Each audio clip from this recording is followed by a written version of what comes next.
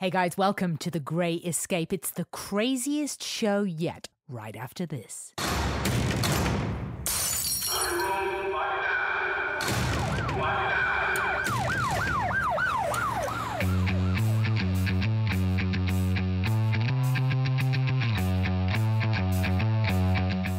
So today's guest is the very beautiful, very successful actress Rebecca Staab.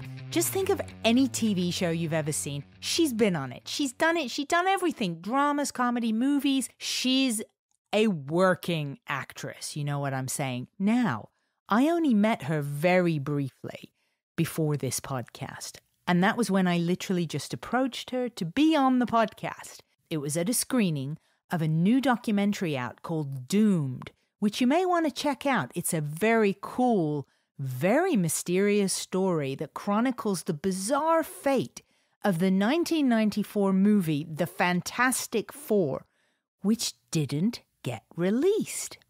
So, I go to the screening, I see her, ask her to be on the pod, didn't really know her at all. But in scheduling the interview with texts, emails, I learned she has 6 dogs, and they bark. But she can put them away somewhere during the interview, so it won't be a problem. Now, I really want you guys to know that when I went to interview Rebecca at her home, I had a plan. I had questions, I felt organized, and I had expectations of how it would go when I arrived at her house. The door would open, there would be Rebecca, we'd sit, we'd do the interview. Instead, what I learned is that sometimes you have to surrender your plan for podcasts and for life. Sometimes it's better to let the ship sail the way the wind is gonna take you. I arrive with my plan at her lovely home, and the garden gate, a required tool of access to the property, is barricaded with a miniature table. Perplexing, I think. Perhaps this is to keep those 6 dogs from getting out. Some dogs are smart. Perhaps these are some such dogs. Basically, my plan is immediately being thwarted. So I decide to delicately remove the small table to allow myself access to the property. So now I'm in the garden, and I only have to get to the front door to resume my plan. It is at this point, coming from within the house, that I hear this.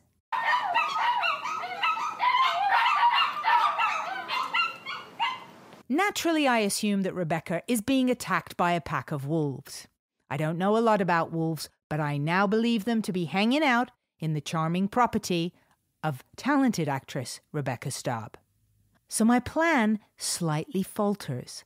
I ring the doorbell, imagining what could only be carnage happening within, and Rebecca opens the door, fresh-faced, like a college student, no makeup, and that's as much as I can take in as she morphs and vanishes from one location in her house to the next, and I hear varying volumes of explanation as to what's going on. Cat, tree, outside, fireplace. And as my plan officially signs up for a plot at Forest Lawn, I establish that at this exact moment, a tiny kitten is missing from within the confines of the home. It's a rescue kitten. It was here, and now it's gone. And yet, the home is sealed. During this update on the current mission, the resident band continues their serenade.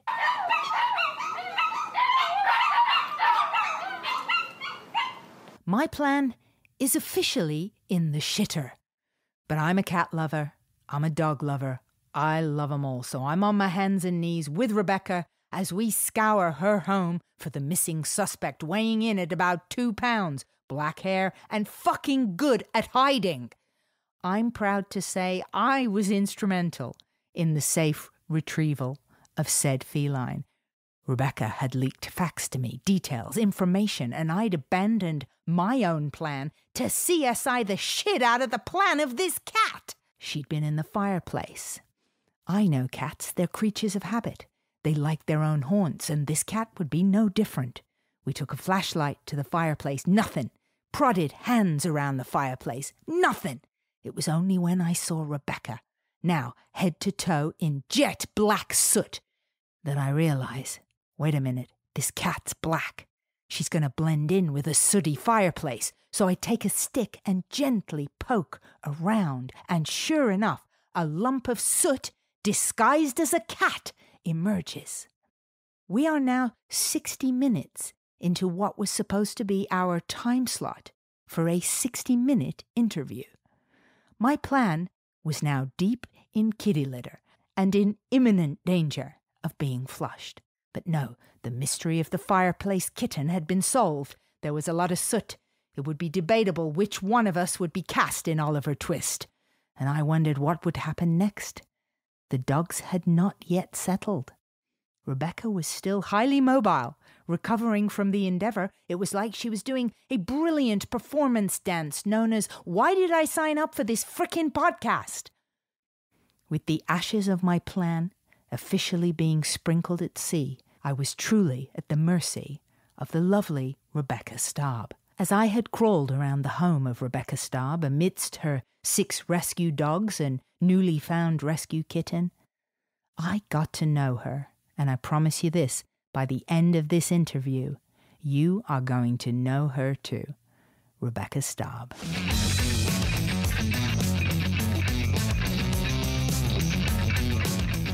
So I guess we can start with where I met you, which was at the SAG screening of the documentary that you're in, which is Doomed, of the rather fantastical tale of a sci-fi film that's awesome. No pun intended, fantastic. I know. Was there a Fantastic Four before that Fantastic Four, or was yours the first one? Ours was the first one. There was the comic book, obviously, that came out in 1961, I believe. It was 61 or 62, but I think 61.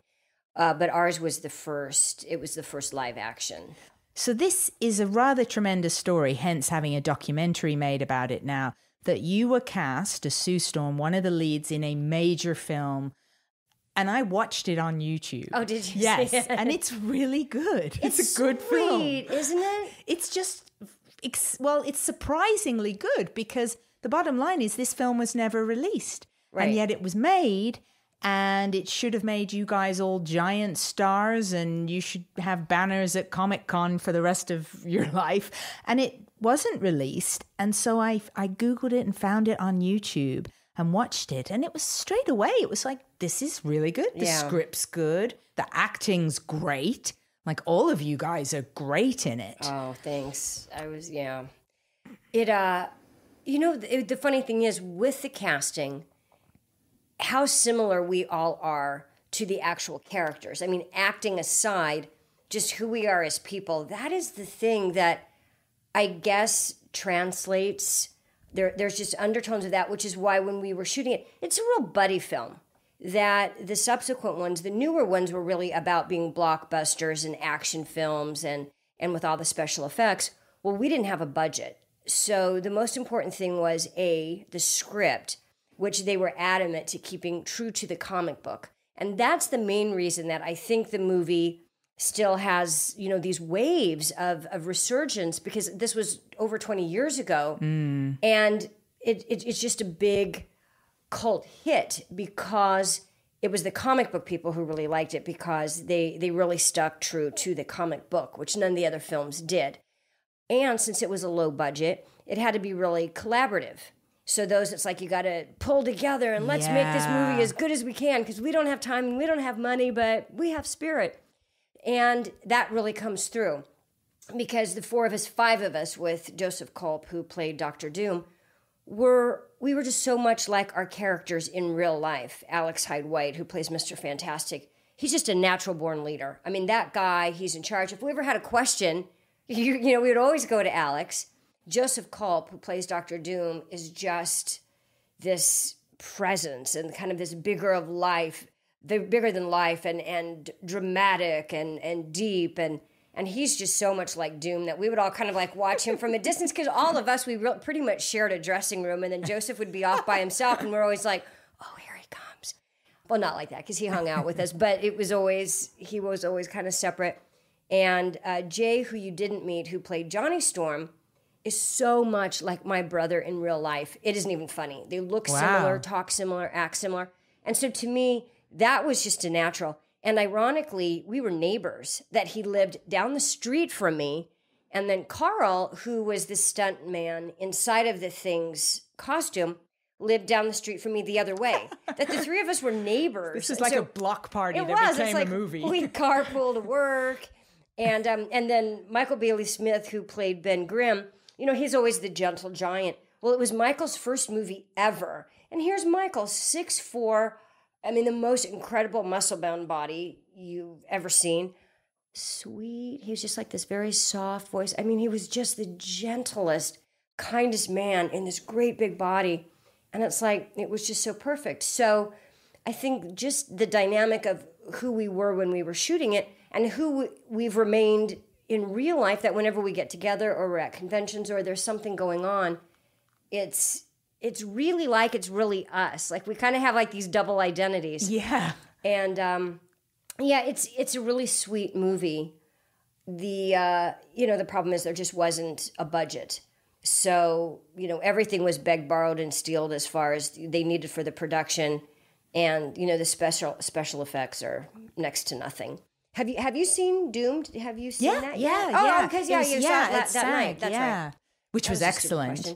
I thought he did a really, really good job.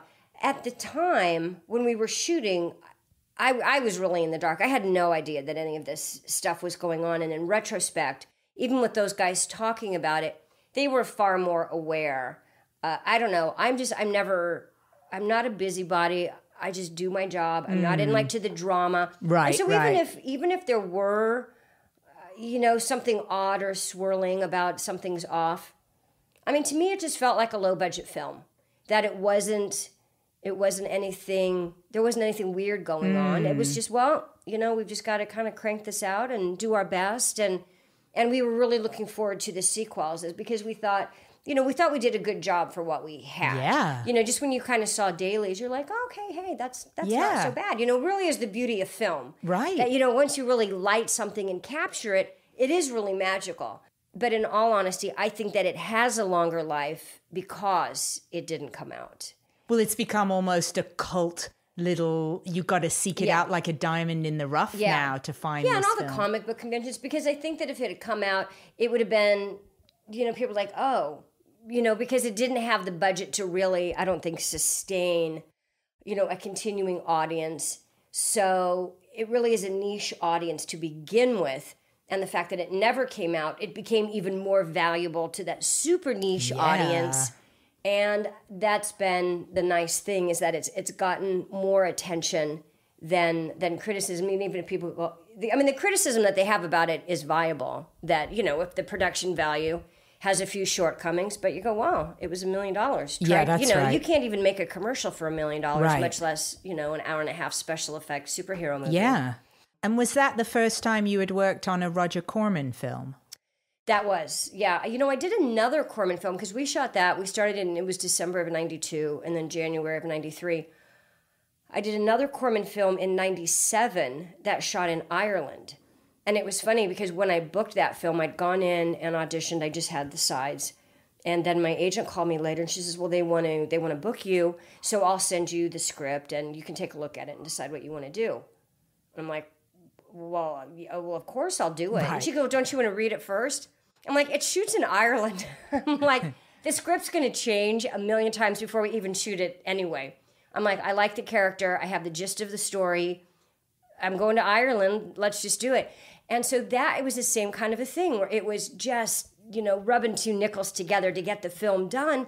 But it was one of my favorite working experiences because we were all so close.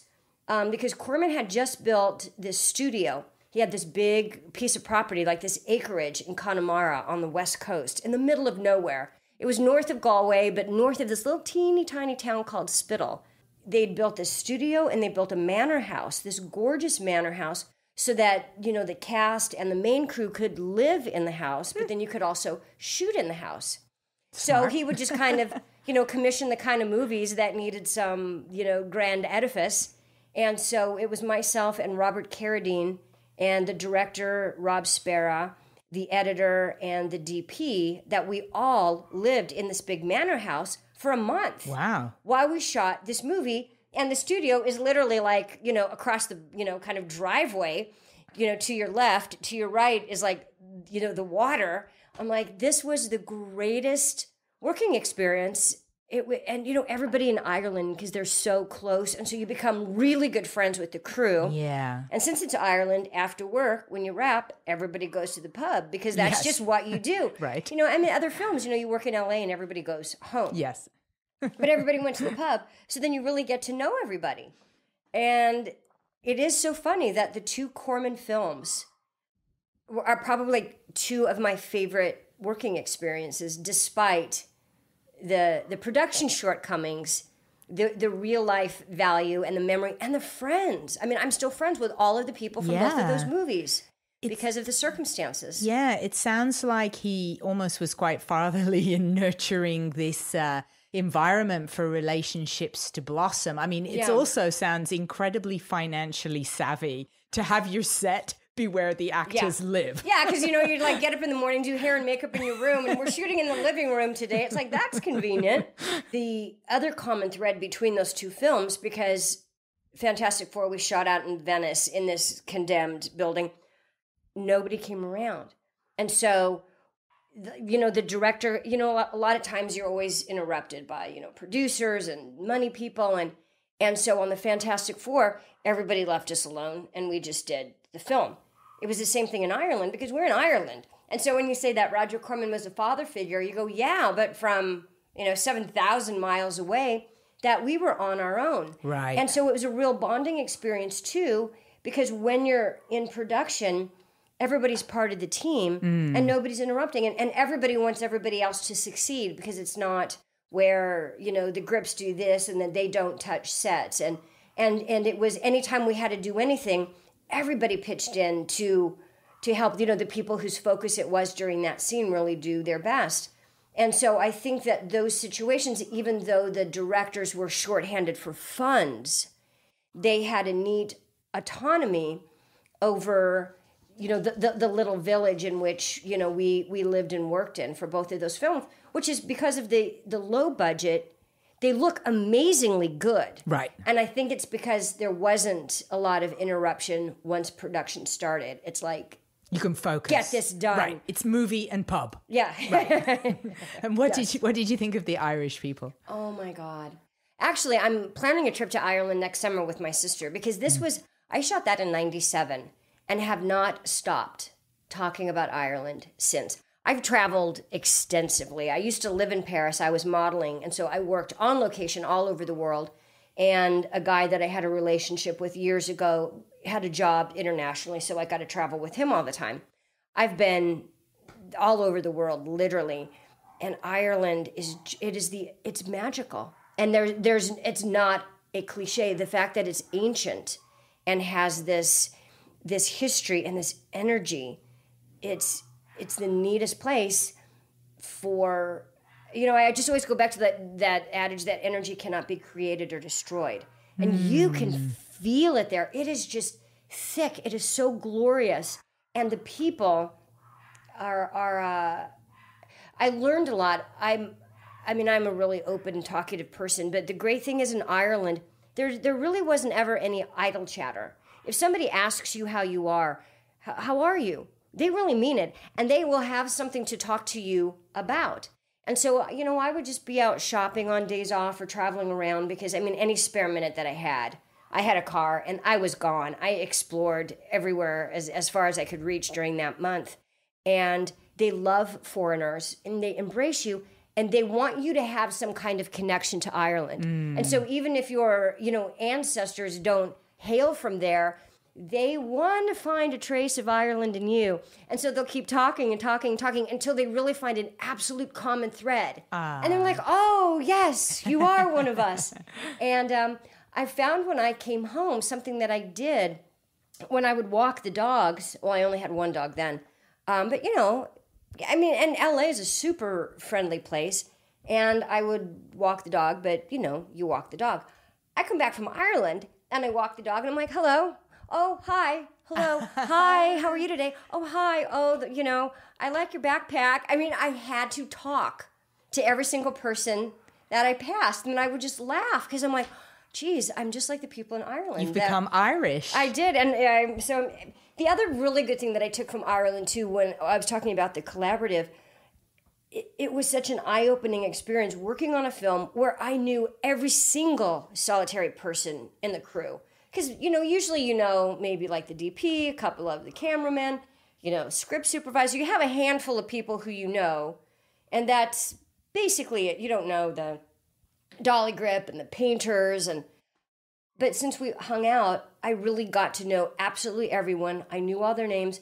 And so I always make a point now when I work that I have the crew list, and I'll read it beforehand, and I don't remember everybody's name, and it depends how long you're working on a project, but I at least acknowledge every single solitary person, even, the caterers, craft services, transportation, because it's so rich, and it just draws it deeper and wider and fuller and fluffier when you end up knowing everybody. And it was so funny because years ago, after that, I was on a soap opera for a while, and at Christmas, I got, you kind of get little gifts like for, like maybe your main cast members, the directors, but I found these little like bottle tops, like a little cork thing, that you put in a bottle, and it had these goofy little, reindeer or snowman, these little floppy things. They were so funny. So I bought like 100 of them. But I put like a little tag, like to everybody in the crew, and it was, to Mark, to Charlie, to Kathy, to... And it was funny, when I gave it to them, literally they would look at it and they're like, you know my name. And you're just kind of go, well, I've been working here all year. Of course I know your name. And they're like, all the time I've been working, nobody's ever given me a gift, or if they had, like they never had my name on it. Well, that is a very classy thing that you did. And that would have meant so much to all those people. That is so rare. And I have a quick thing that's similar that I experienced. I was on the receiving end of a thoughtful thing like what you have done, because clearly you're an incredibly thoughtful person to do that. I used to design shoes for Playboy, and we gave tons of shoes to celebrities. I would attend these events, where they give all the actresses free stuff. Yeah, the gifting suites. Those are fun. Yeah, the gifting suites.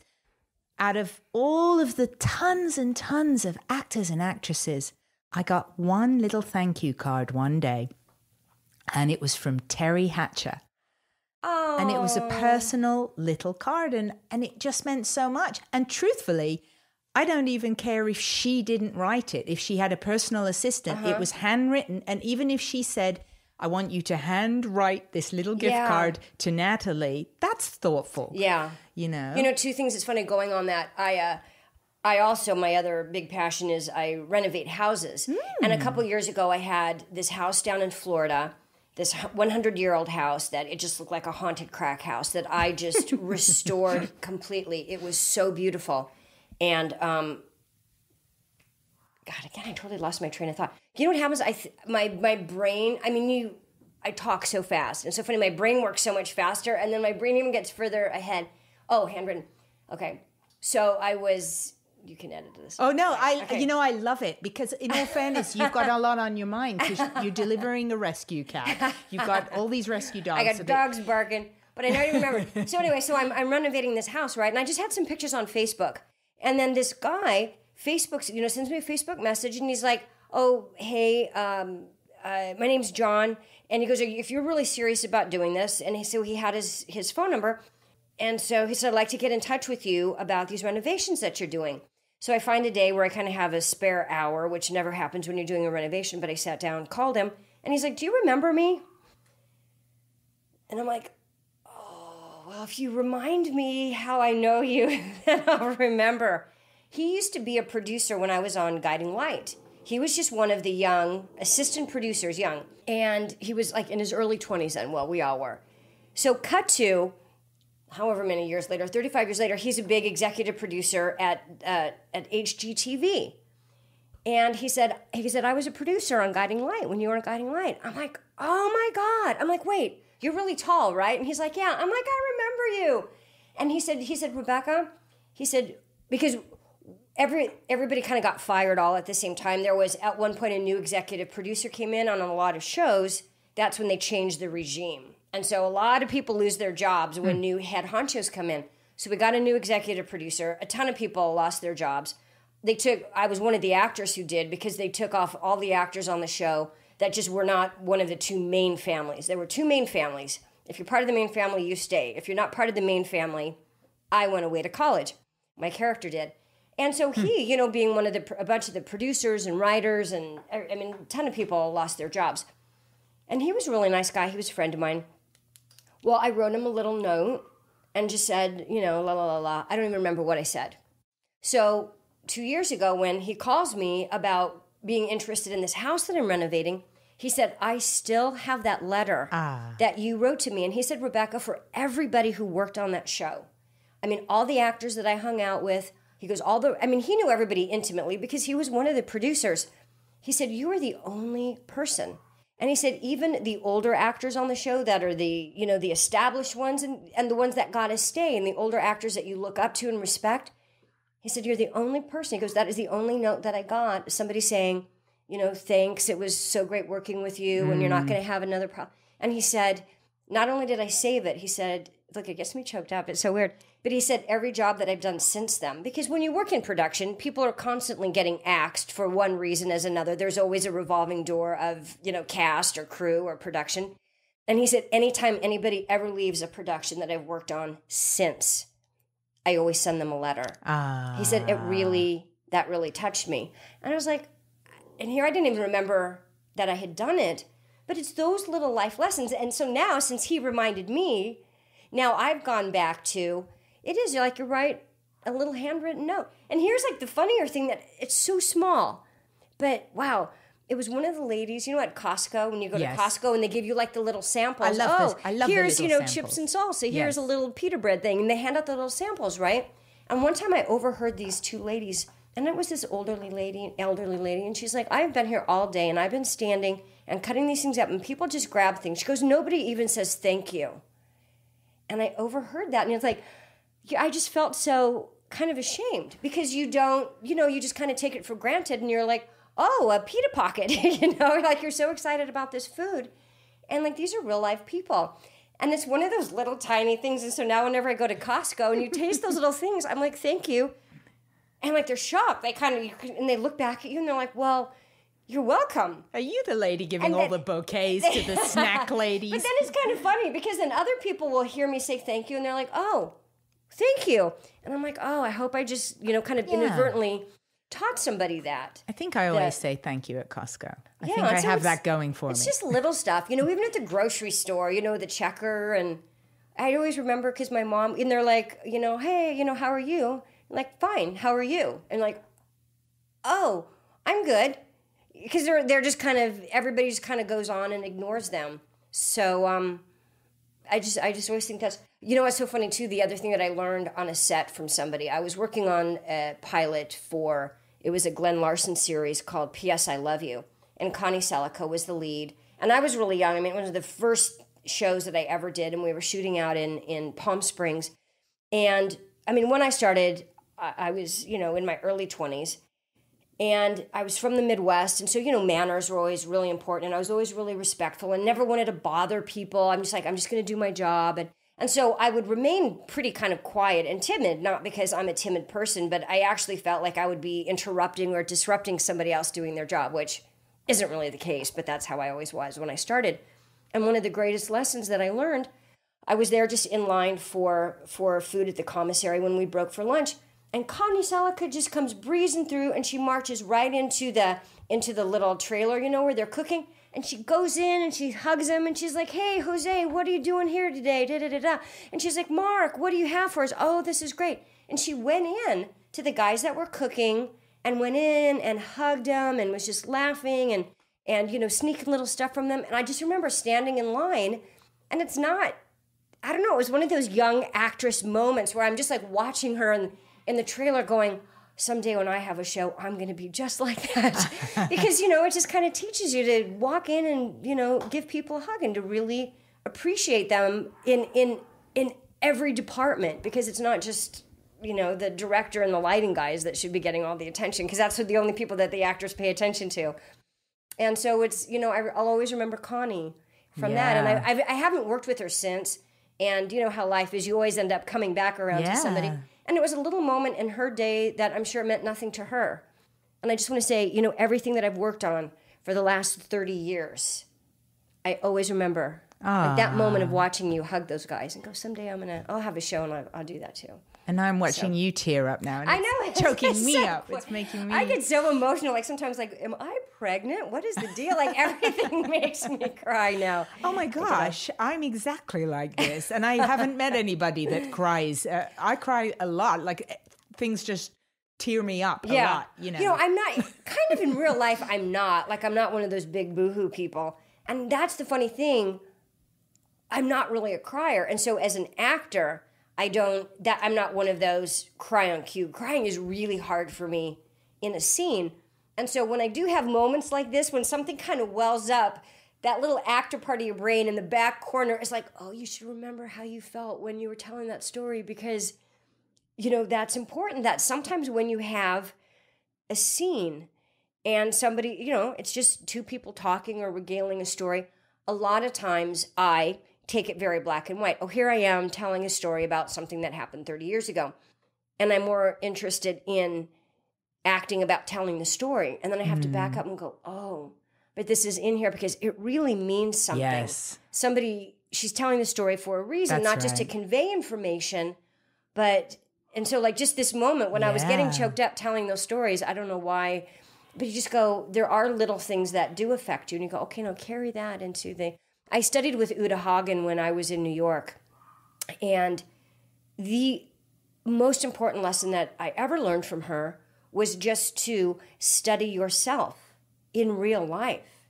She had, she would have us do these phone call exercises where she's like, okay, so all week long, while you're on the phone, pay attention to yourself. And you realize how different your attitude is, your body language is when you're talking to your mom, when you're talking to your boyfriend, when you're talking to your little nephew. You turn into a completely different person talking to those people on the phone. And so we would have exercises like that, and you go, oh, that's a good note, because it's never just a phone call in real life.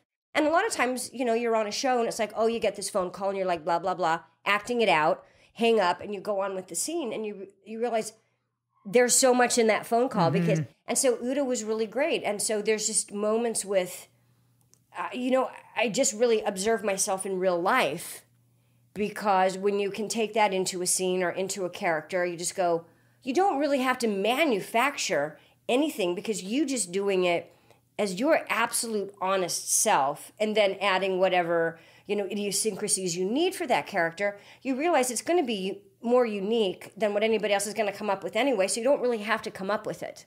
Just do it as you would anyway. Right. Because everybody says it's going to be different. If everybody did it their own way, that's 100,000 different ways. So I find myself a lot of times just in little menial things.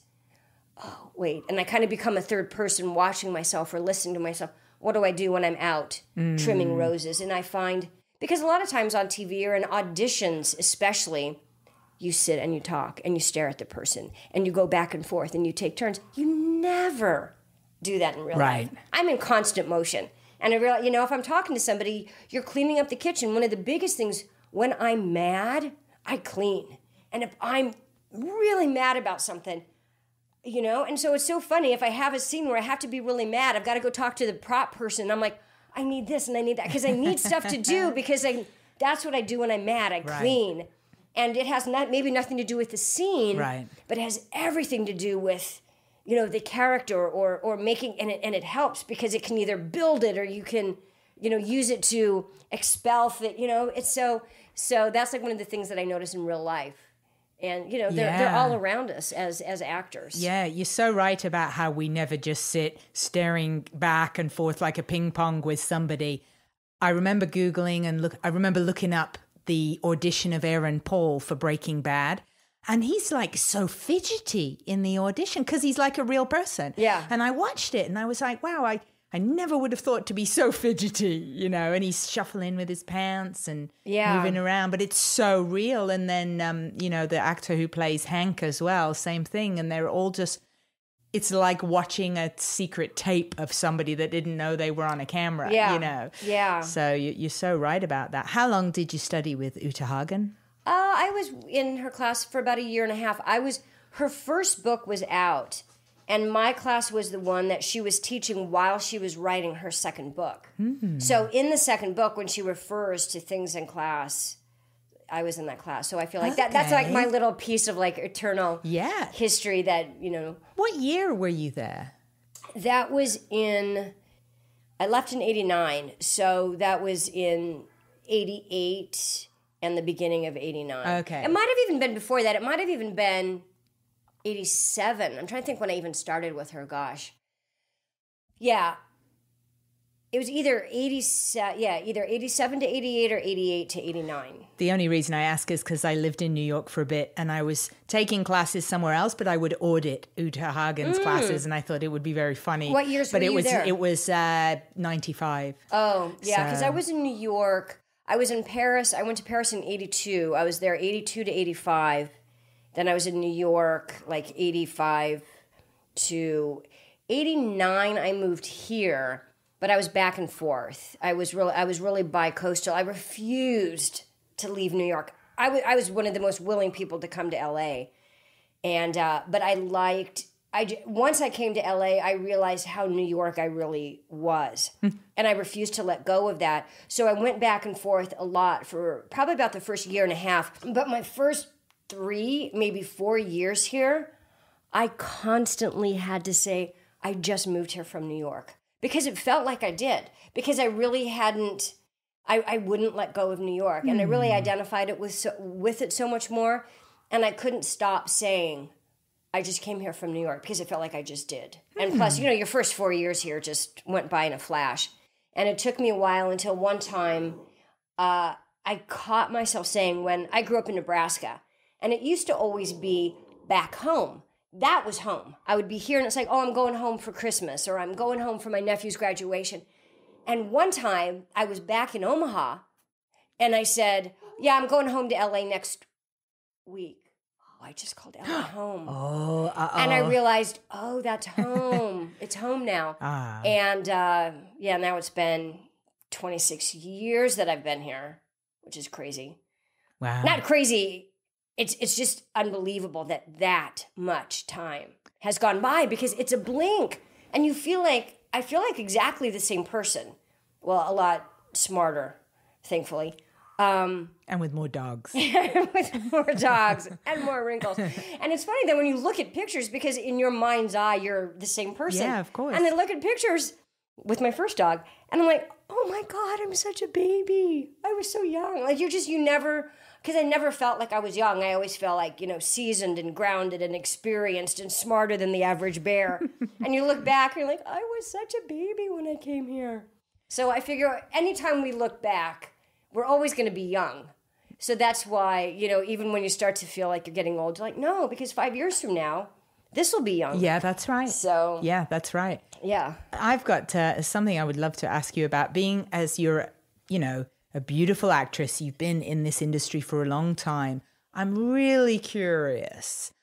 And you're a very nice person, and you've said how, you know, you don't like to cause waves in productions.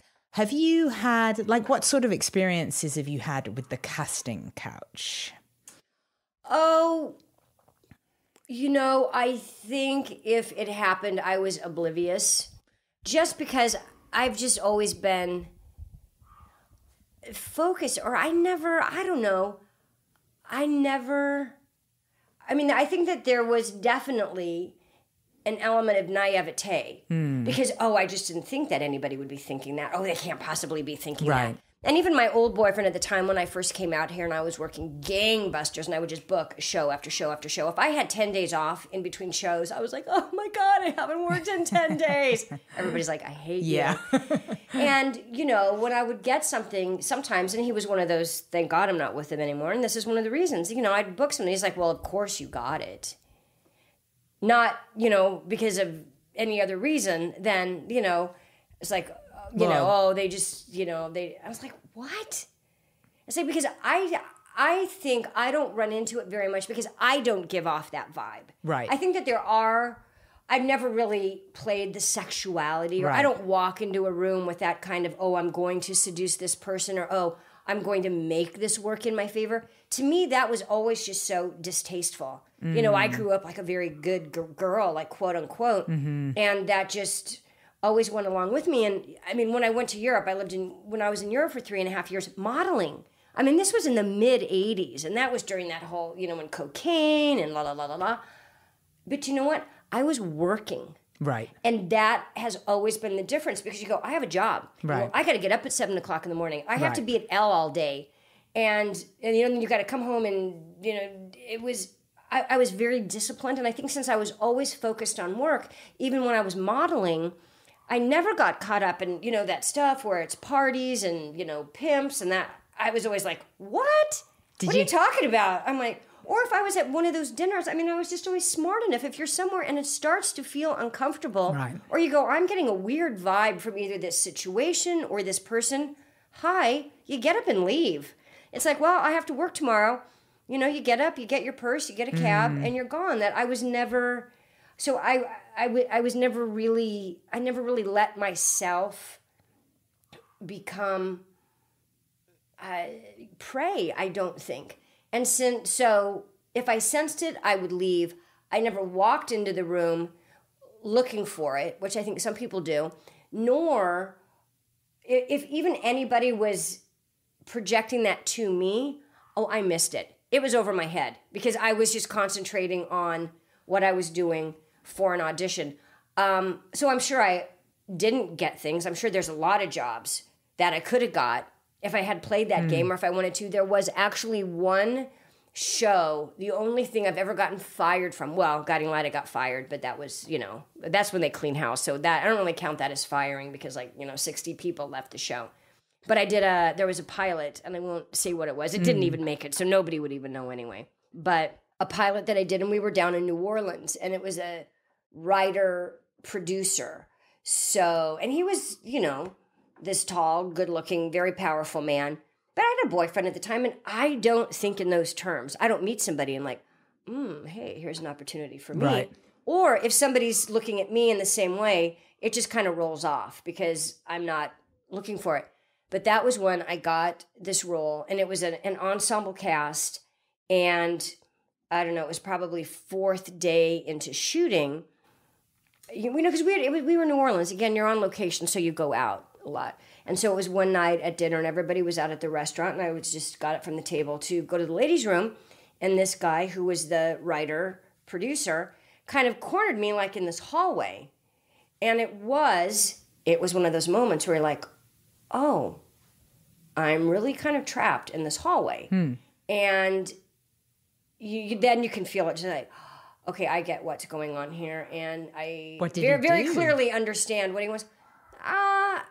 I mean, I don't remember specifics so much, but I remember literally being in a corner where, you know, he was just this big guy, and was just, you know, like when somebody's way too close in your personal space, and just that talking close, and his head close to mine, and where you go, I physically can't move. And he didn't touch me.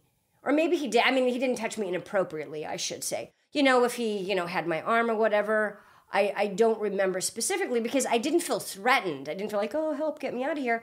But it was and you go, I refused to play back. And it was just, I just stayed very kind of blank, conversational, cheerful. You know, I just kind of played oblivious. Yeah. Oh, yeah, la, la, la, la, la. And I was just nice. And, you know, I just kind of played the nice girl thing. And then kind of, you know, whatever, weaseled way out of the corner, went to the bathroom, and it was really uncomfortable. And then, lo and behold, it was like 2 days later, I was off the show. Yeah. And I was like, oh, now that's really interesting because there was no reason for me to be off the show. Right. But the karmic twist is then the girl that they brought in to replace me ended up being a heroin addict. Oh. So I feel like I was like, well, there you go. And so they had to cut. They couldn't use her. Wow. You know, they had to cut her stuff, shoot around her. and by that time they were so far in that they couldn't recast a third time and reshoot stuff. So it was, I just kind of felt like, wow. Yeah. I guess that's what happens. So that was the only time that I can really, and it wasn't bad, like anything happened, but could have. Well, good for you for not going down that road, you know. I mean, that's pretty tremendous. I just wouldn't, I mean, I don't know. It just is so not in my makeup, in my fiber at all. I mean, I just don't even understand the whole, like, these young girls. It's like, whether it's even for work or not, just the young girl, like, with the older rich guy. If they really love him, great, all power to them. But even those kinds of things, you're like, So, yeah, I mean, opportunities that I could have taken advantage of when I was young, they're a dime a dozen. But, yeah, it was just never... I had the same thing happen where I lost a role when I was 21, and it was, it was really a drag because it was a sitcom for the US, but it was taping in Toronto where I was living. Oh. So for Canadian, where I was living, that was a really big break to get an American sitcom. And it went into series as well. And I was cast as one of the main series regulars. Oh, wow. Good Shot for you. the pilot. Well, good for me, except my good character got in the way, similar to what just happened with you. I was in the dressing room, shooting the pilot, the first episode, and the executive producer came in and he just sat next to me on this little couch, which was my personal dressing room, put his hand on my knee, and he goes, "Here's my phone number. I'm staying down at the waterfront. Call me this weekend and we'll talk about the future of your role." And of course, and I was really young, and I just acted very polite, like you say, okay. And he walked out. Well, of course, I didn't phone because I didn't want to go by myself to this guy's apartment, and they replaced my character. So even though I'd already been seen in the pilot and they kept the same name, I mean, how absurd. So I'm called this character's name and the next actress is still the same character. Oh. So Yeah.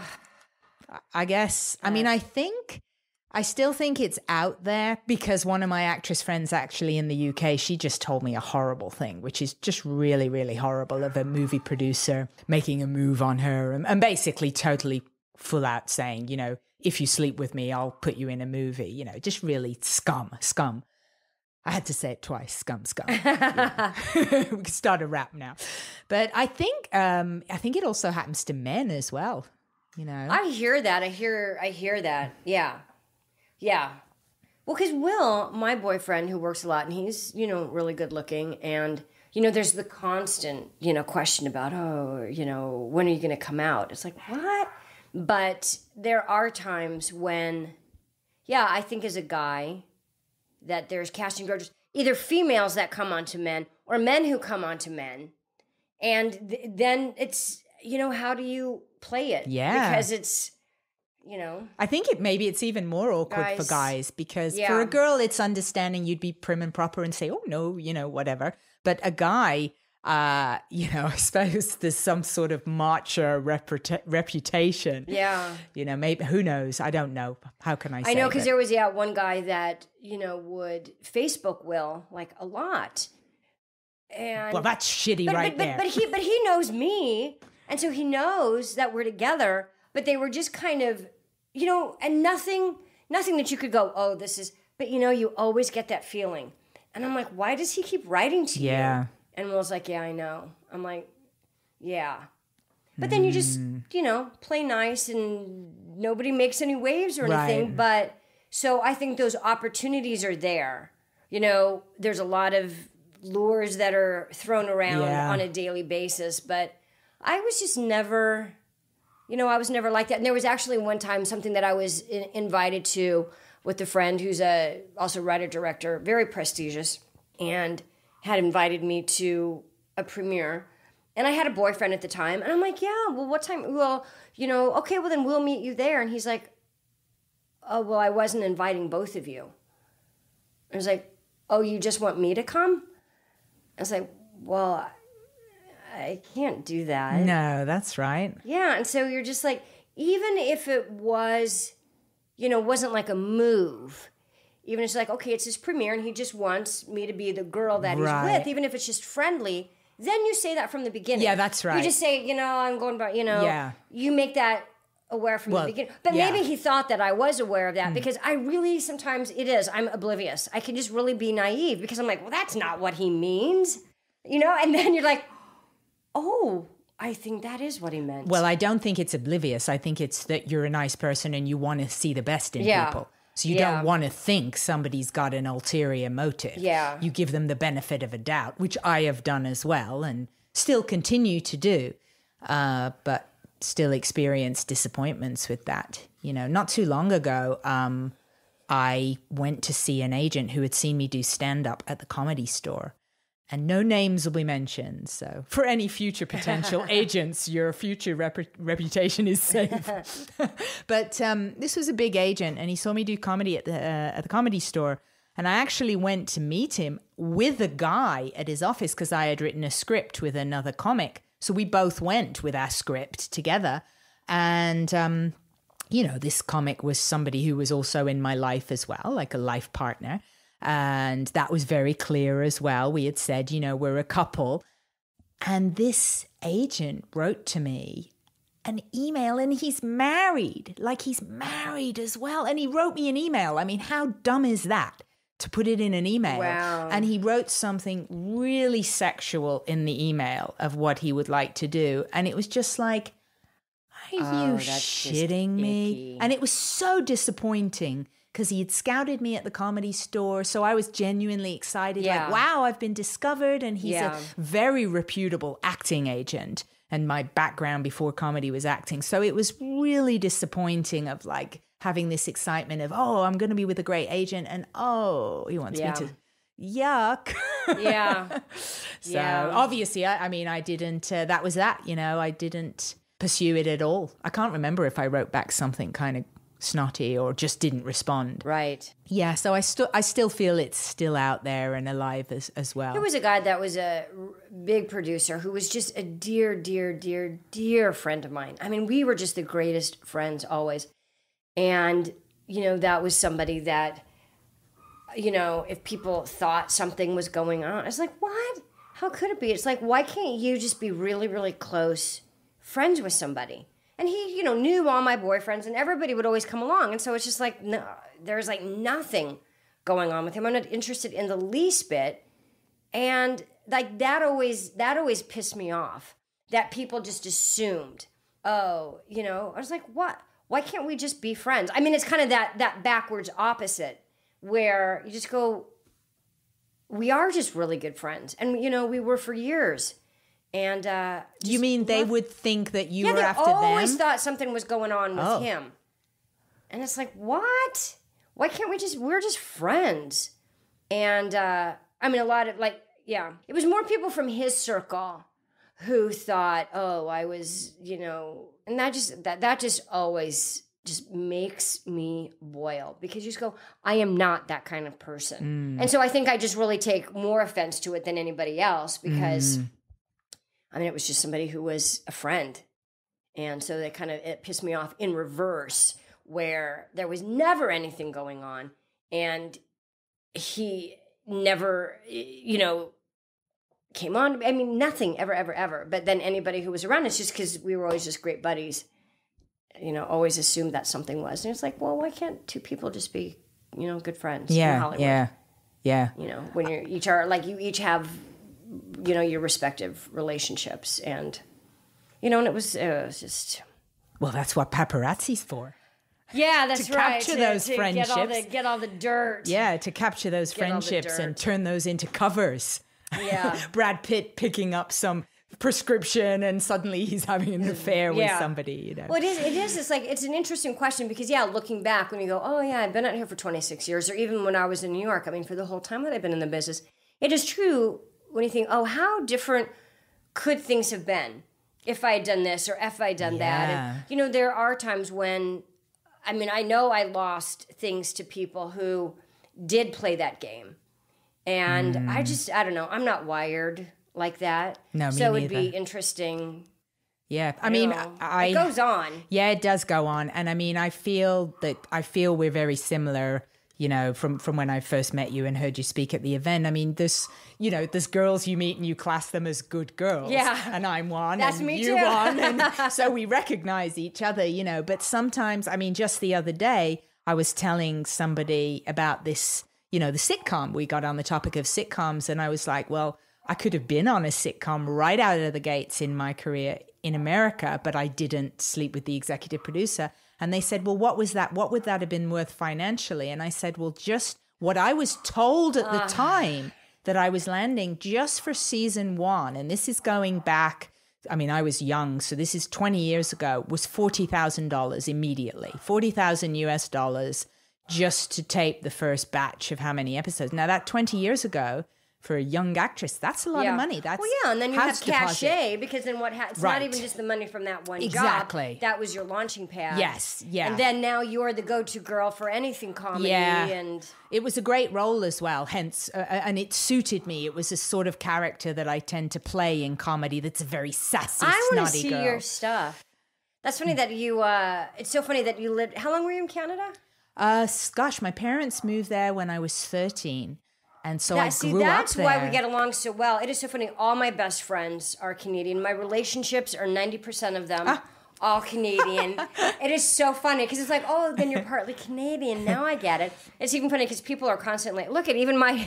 I have those Roots clothing with Canada on. She has a Coke can cover. My little cozy. A cuddly that's a cozy with Canada the Canada and the flag. And so it's so funny because as soon as you said Toronto, I'm like, oh, I have to ask her about it. Yeah, because my very, very first relationship, because the guy that I was with when I was on Guiding Light, he was from Toronto. So while I was shooting Guiding Light, we were back and forth to Toronto every weekend because he shot Guiding Light during the week, and then he had a show that he shot in Toronto on the weekend. So we started dating, and then I was back and forth, and made friends with all of his friends. I knew Toronto inside out when we were in New York. And then, when that relationship ended, I hadn't really gone to Toronto anymore after that. And it was funny because I knew the city so well.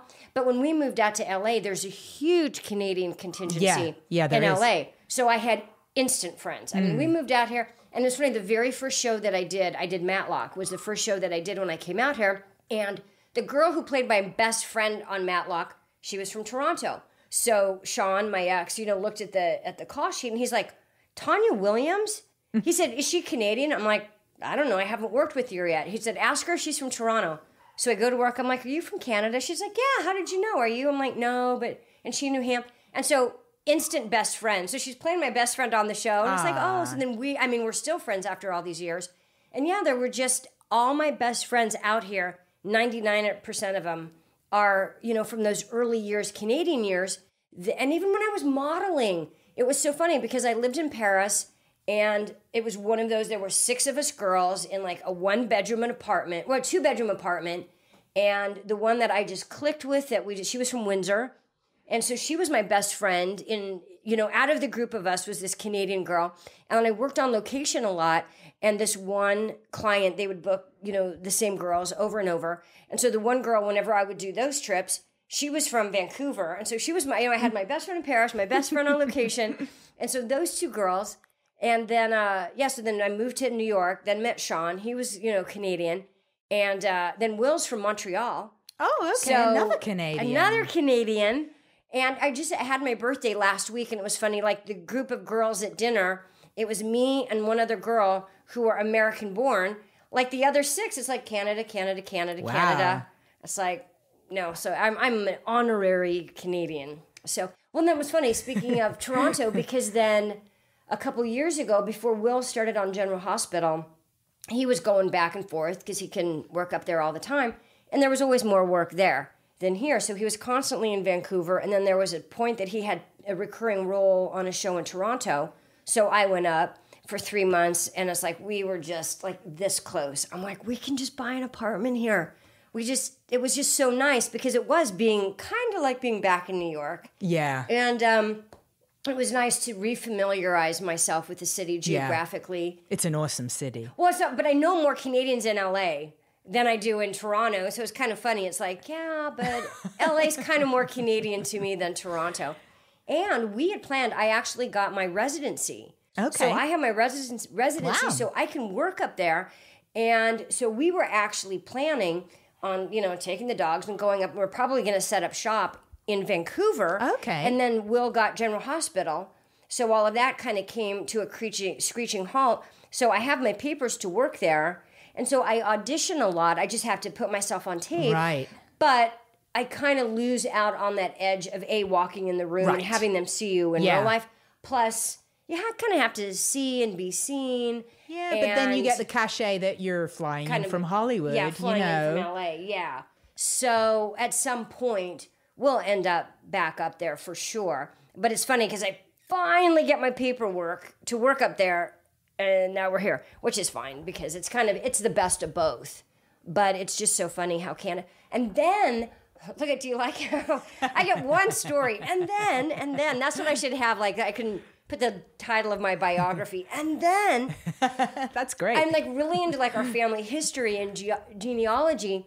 And when I was back at my mom's last time, she has like separate albums from my grandfather when he was young and before he was even married, and then a whole album of my grandmother when she was young, before they were even married. And so this is back in the late teens and 20s.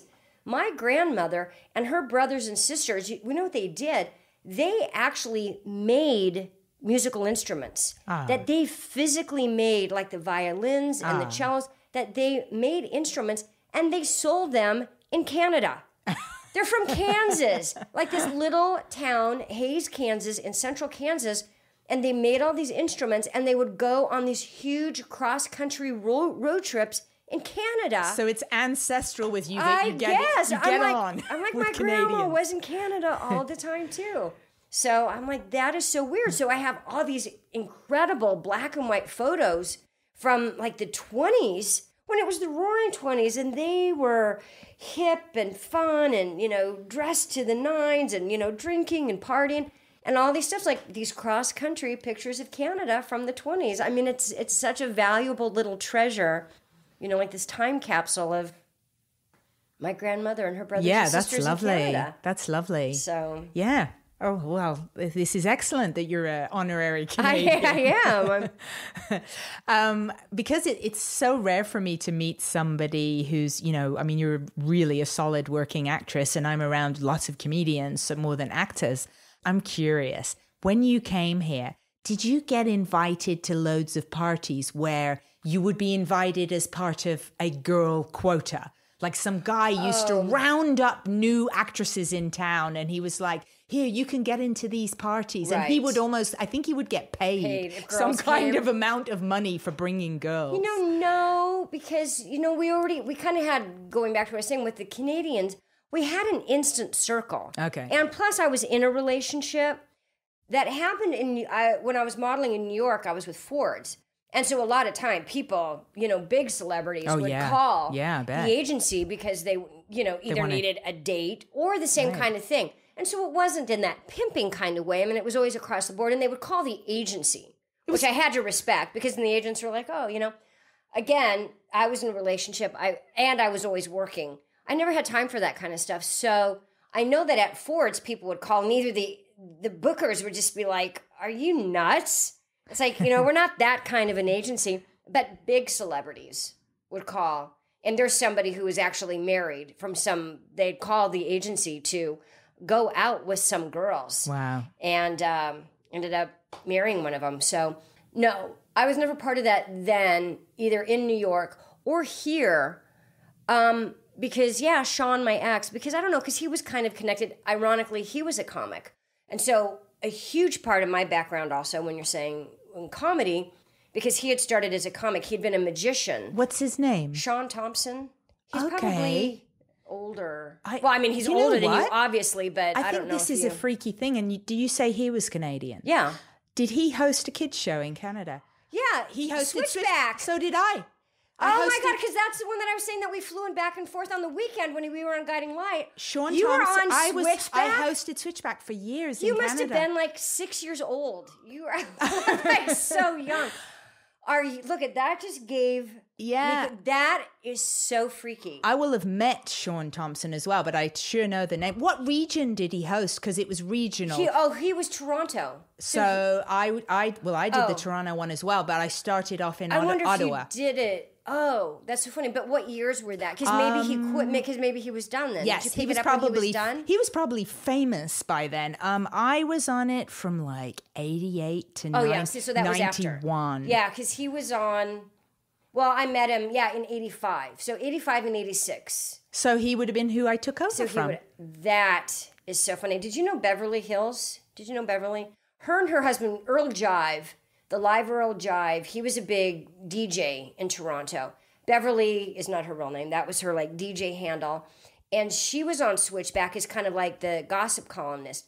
Plus, they knew all the big musical acts because he was a big DJ. And so they were friends with like Duran Duran.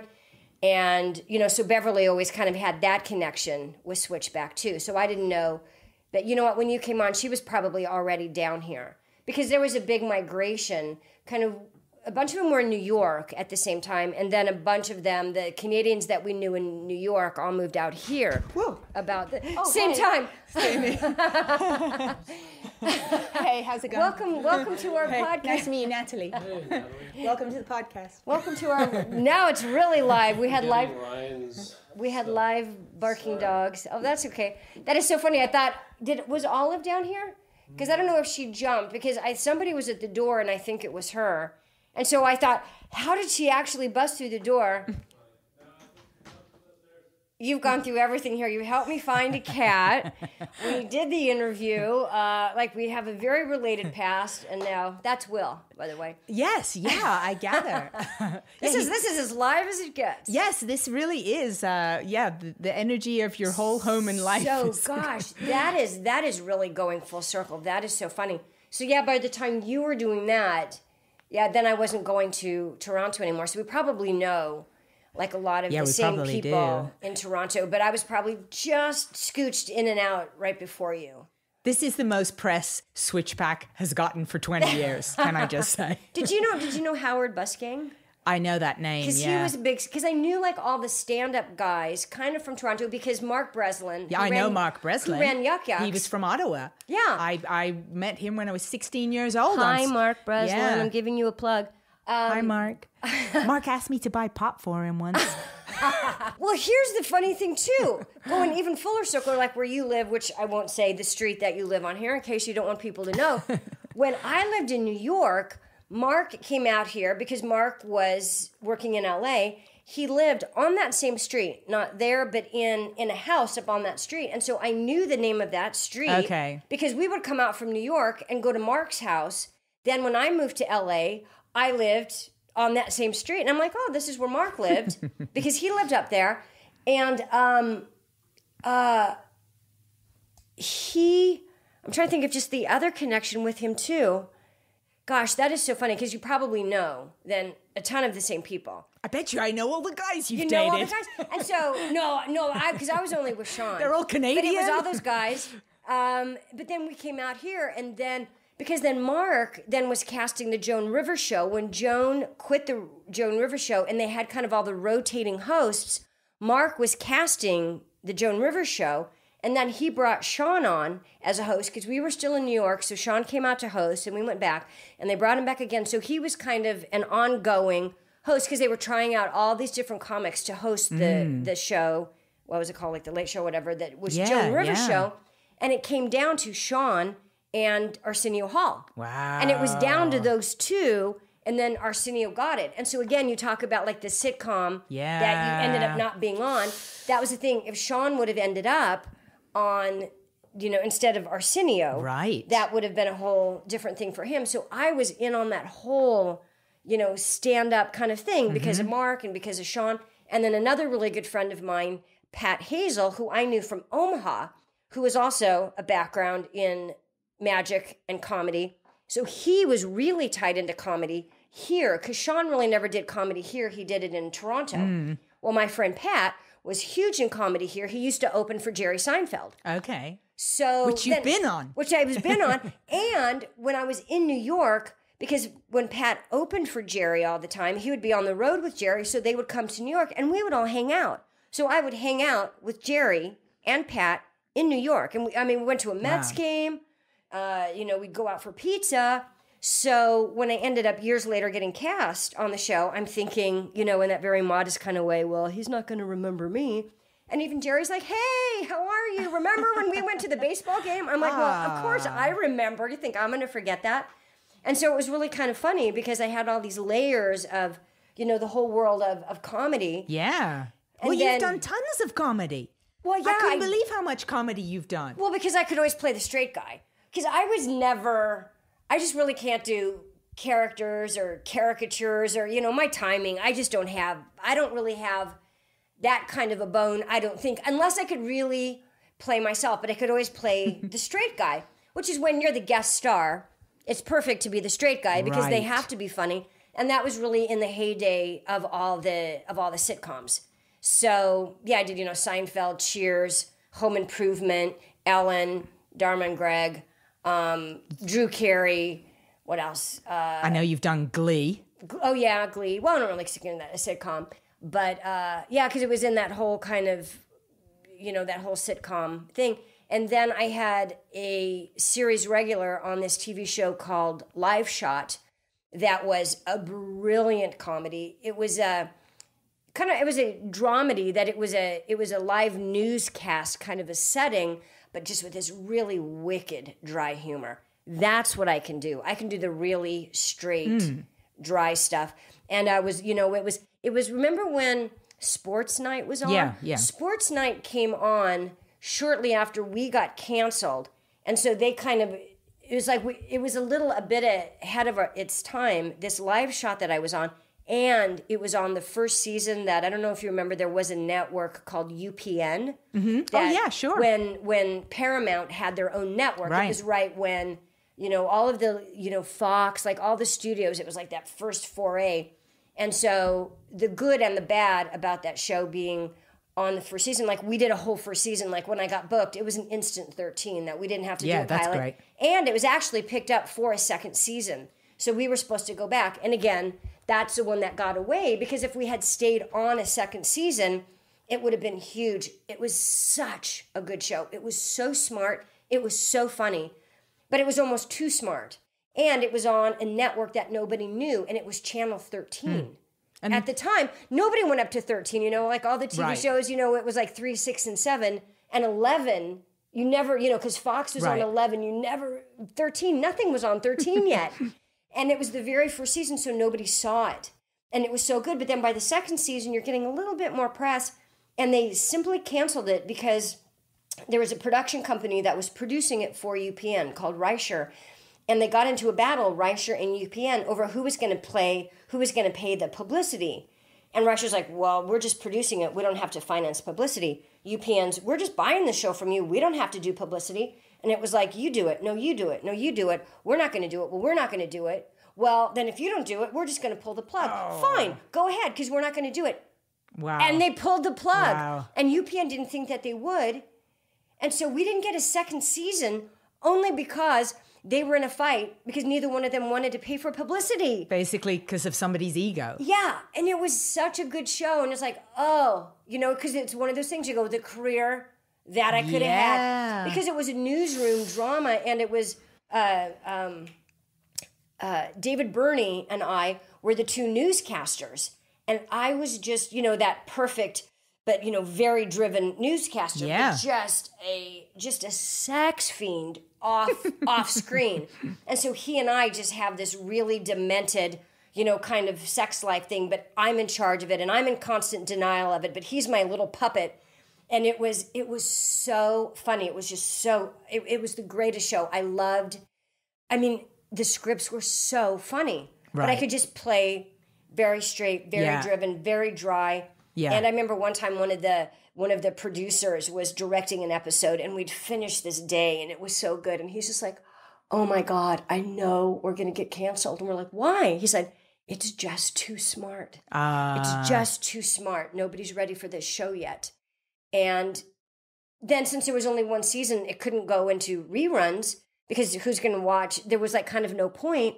and it just kind of died. And shortly after that, Sports Night came out, and you're like, that's our show. Yeah. That's our show. But it was just a little bit more specific, and they were on a network, because it was sports, and they were on a network, and we're just like, that's our show.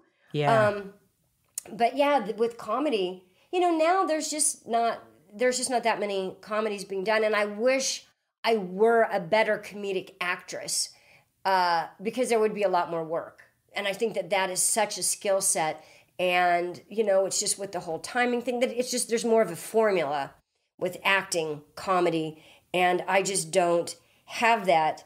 And I just think the funny thing is, because I never get it cast to play quirky characters. Like I would, read a script, and if there's two sisters, I had to be, the uptight, bitchy one. I couldn't be the kind of off-the-wall one. And I'm like, no, really? I'm really more the off-the-wall one.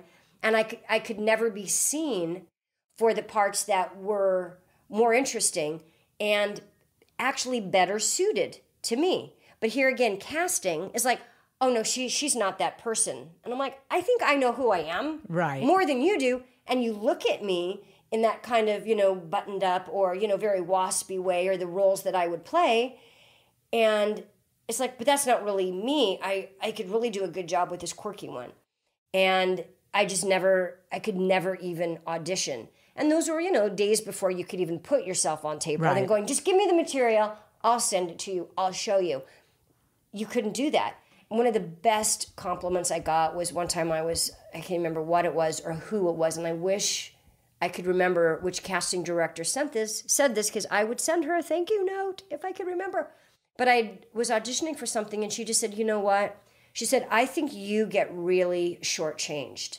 She said, because you are a character actor in a leading actress's body. And she said, you miss out on everything that you should be doing because of the way that you look. People think you're one thing. And she said, you're really a character actor. And I'm like, I know, thank you. And so, it's just one of those things. It's just hard to break those preconceptions. It's hard to break those, no, it's easier to pigeonhole you. So maybe I could have been good in comedy if I would have been given, that room to be a comedian. I mean, you must have, I bet you better than you think, you must have some funny chops to have been cast on so many funny shows, because it still takes an awareness of comedy to understand how to be straight. You still have to have an awareness to know, I need to play this down or else this joke's not going to work. In fact, it's a very hard role to be the straight person. Yeah. You have to be dead serious, like full-on Leslie Nielsen. Yeah. That's why his comedy works so well. He plays these serious characters in silly situations, Yeah. Yeah. So I bet you do have chops.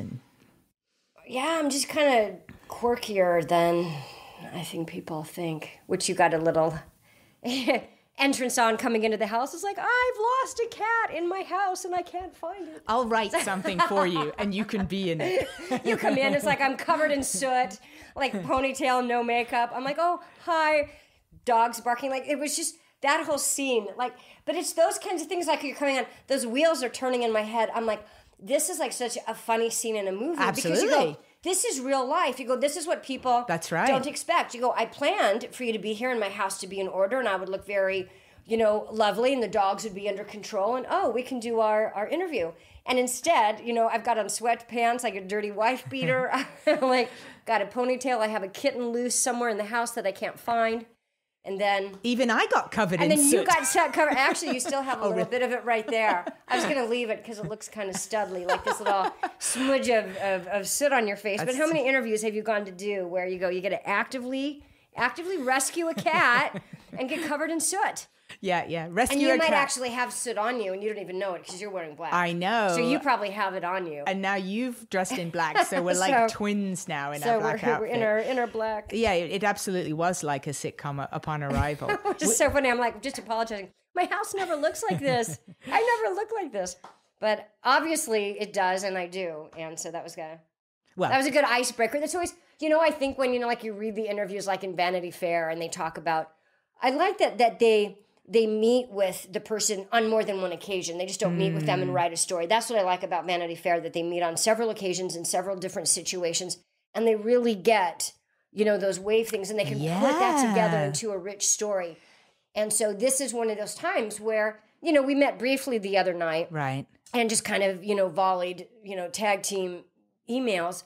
But it was so fun. You go, that was really our first interaction it's just really funny. I like that because it reminded me, this is like we're doing our Vanity Fair interview. And now you go, I entered upon 6 barking dogs, a cat hiding in the fireplace. Well, I like as well, I got the breakdown of 6 Chihuahua mixes and how well you knew each character. You're telling me as though it's like your neighbor's son. They are, but each one of those dogs, they really do. They not only have their own story, but they're individual personalities. Yeah, absolutely. Oh my God, I could describe one of them to you, and then you could go upstairs for 5 minutes, and by their behavior, you would know. Yes. You go, okay, that's Olive, that's Josie, right. That's Jimmy. Yeah, you would know. Just, I think of it because you just said about that Vanity Fair. There's a great movie out with Jason Segel and Jesse Eisenberg, and it's about somebody writing a Rolling Stone article about an author. And I hope I get the title of this movie right. I think it's called The End of the Tour. It's like an indie film, and I went to see a screening of it and met those guys, but it was a really good film. So you might like that film because it's specifically about how they do the multiple interviews to get the story, and it's really good. I won't give any spoilers. What I like about you is like you're out and about, like you do things, you hustle, like you're working, you're reaching, and because it even made me just at that screening the other night, I look in the audience and I'm like, well, who? Like I want to know everybody's story. Who's in the audience? Like I want to go and interview them. Why are you here? Why are you here? Why are you here? Because it's just, you go, what is it that drew everybody or that drew you, or the fact that, I guess is obviously like a great mechanism that when you go to events, what a nice calling card that you can just go up to people and go, oh, I have this podcast and it would be nice to interview you. That it's like, that's just a really great ticket. And, but it's your payoff for hustling and just, I just like turn into a homebody, and I have so much respect for people that's like, oh, I went to the screening and I went to this and I went to that. It's like, anymore, I don't know if it just has to do with, because maybe it's because I've been here for so long that just, life is a totally different, I have like a real separation between life and business, which I shouldn't. And, I used to, talking about when I did work, when I was just working nonstop, there was no distinction. It was just, you're just constantly, life was work and work was life. And people that I worked with were my friends. And there was kind of not as much as a delineation. But I think LA's more like that, where people go home because people have bigger, like home is more comfortable in LA. Whereas in New York, when everybody lives like in a little tiny condo, right, everybody goes out. Right. Like you finish, or you meet somewhere. Like you don't go, oh, come over to my house. It's like, well, where do you want to meet? Like everybody goes somewhere else. Yeah, that's a good point. And when I came to LA, I was really, really active in going to things that, I read this or I saw this, or you talk to somebody and hear about it. And I think it is. I think it's also being younger. You're in your 20s, you're in your 30s. It's like, I'll go to that, I'll go to that, I'll go to that. Now it's like, I'm going home. Well, also in your 20s, when you first arrive in LA, the first thing you want to do is meet people. Yeah. Like you have that sort of extra sixth sense of wherever you go. The guy serving coffee is probably a screenwriter. Yeah. He could be the next big thing. Well, it's so funny how many friends, like, they're not really friends anymore because they were, people that I met at events and parties. And again, that I was oblivious to being young and being pretty. Like, I could have taken advantage of. Now you're like, why didn't I stay friends with him? That are now like huge producers, and you see his name and they're not a good enough friend that I could go, oh, I remember him.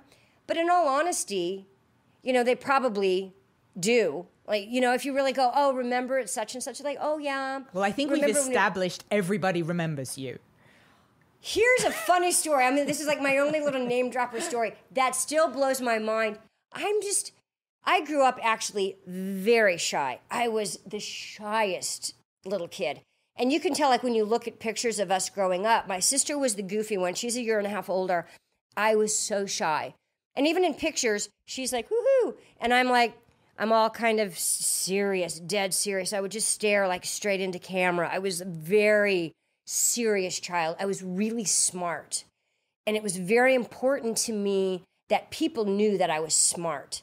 And so I was very smart. I was very serious. I was very shy. And I didn't really come out of my shell until high school, because then I made the cheerleading team.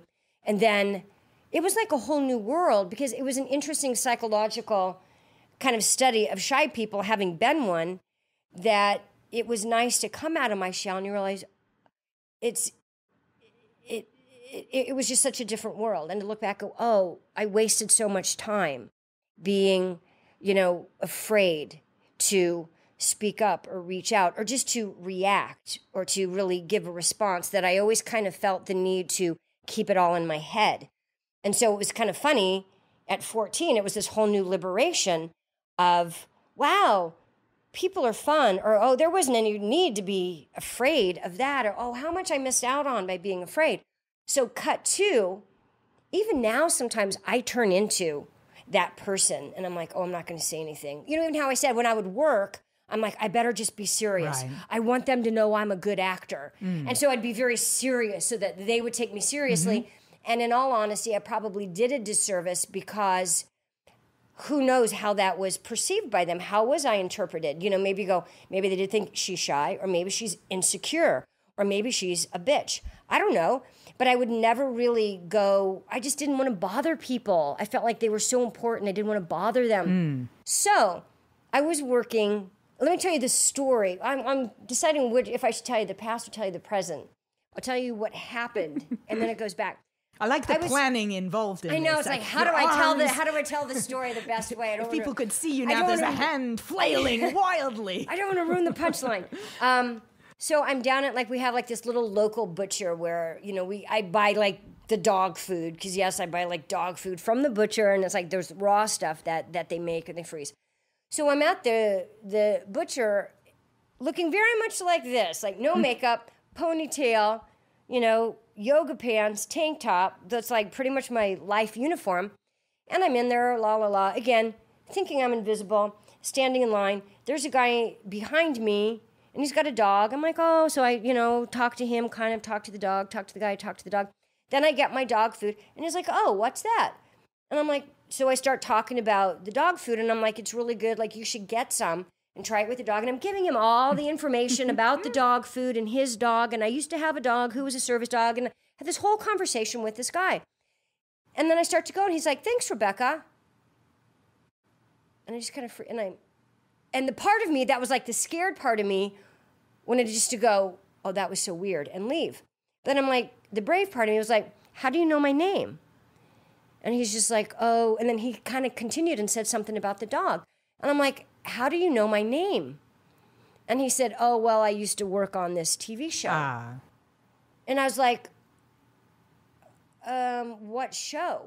Because a part of me just wanted to flee, because now I'm I was embarrassed. I don't know why, but it's because he knew me and I didn't know him. And then I was like, just walk away, walk away. And then I'm like, what show?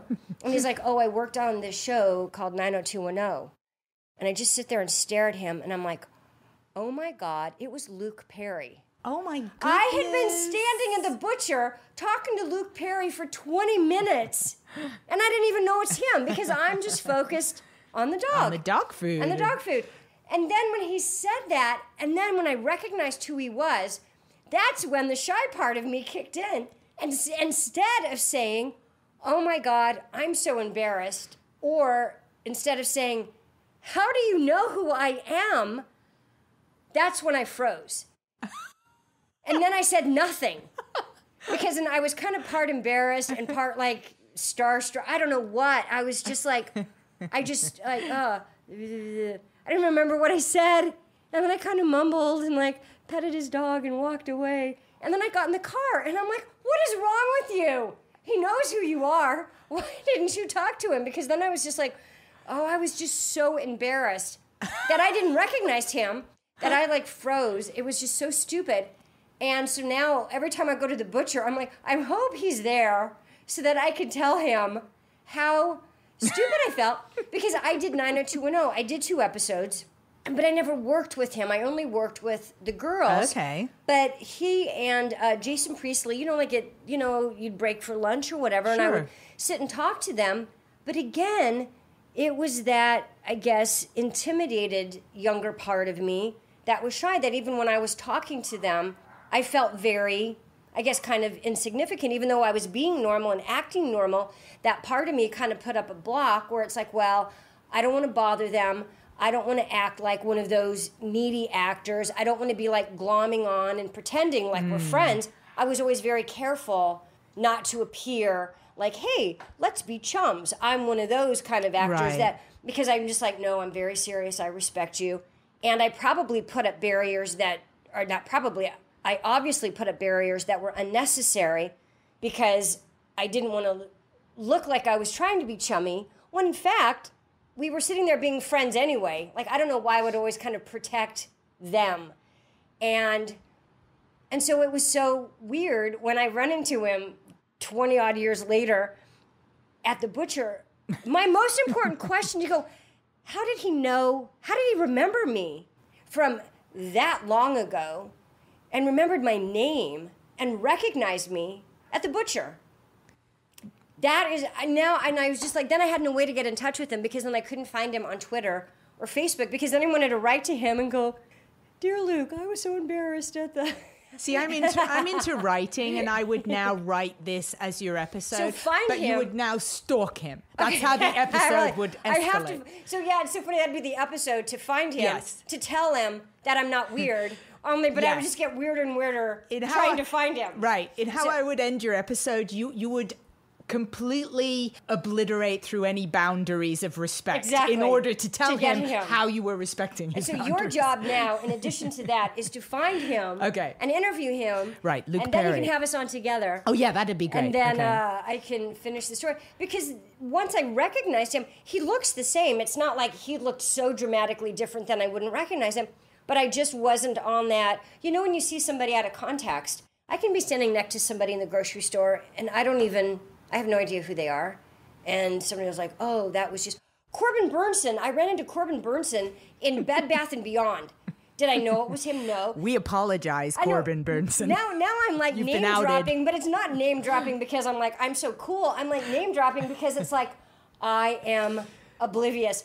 Because Will and I had been in Bed Bath & Beyond, so we take the stuff to our car in the cart, right? So I'm bringing the cart back up to the thing where you put the carts away, and he takes it from me and starts talking to me, and I just think, oh, here's this nice guy talking to me, blah, blah, blah, blah, blah. Talk to him, I don't even remember about what. Oh, and then he takes my cart and walks away. And I go back to the car, and Will's like, oh, well, what did he have to say?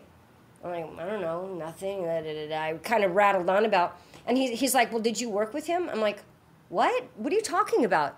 And he's like, Corbin, did you ever work with him? I'm like, what are you talking about? And he's like, you were talking to Corbin Burnson. I'm like,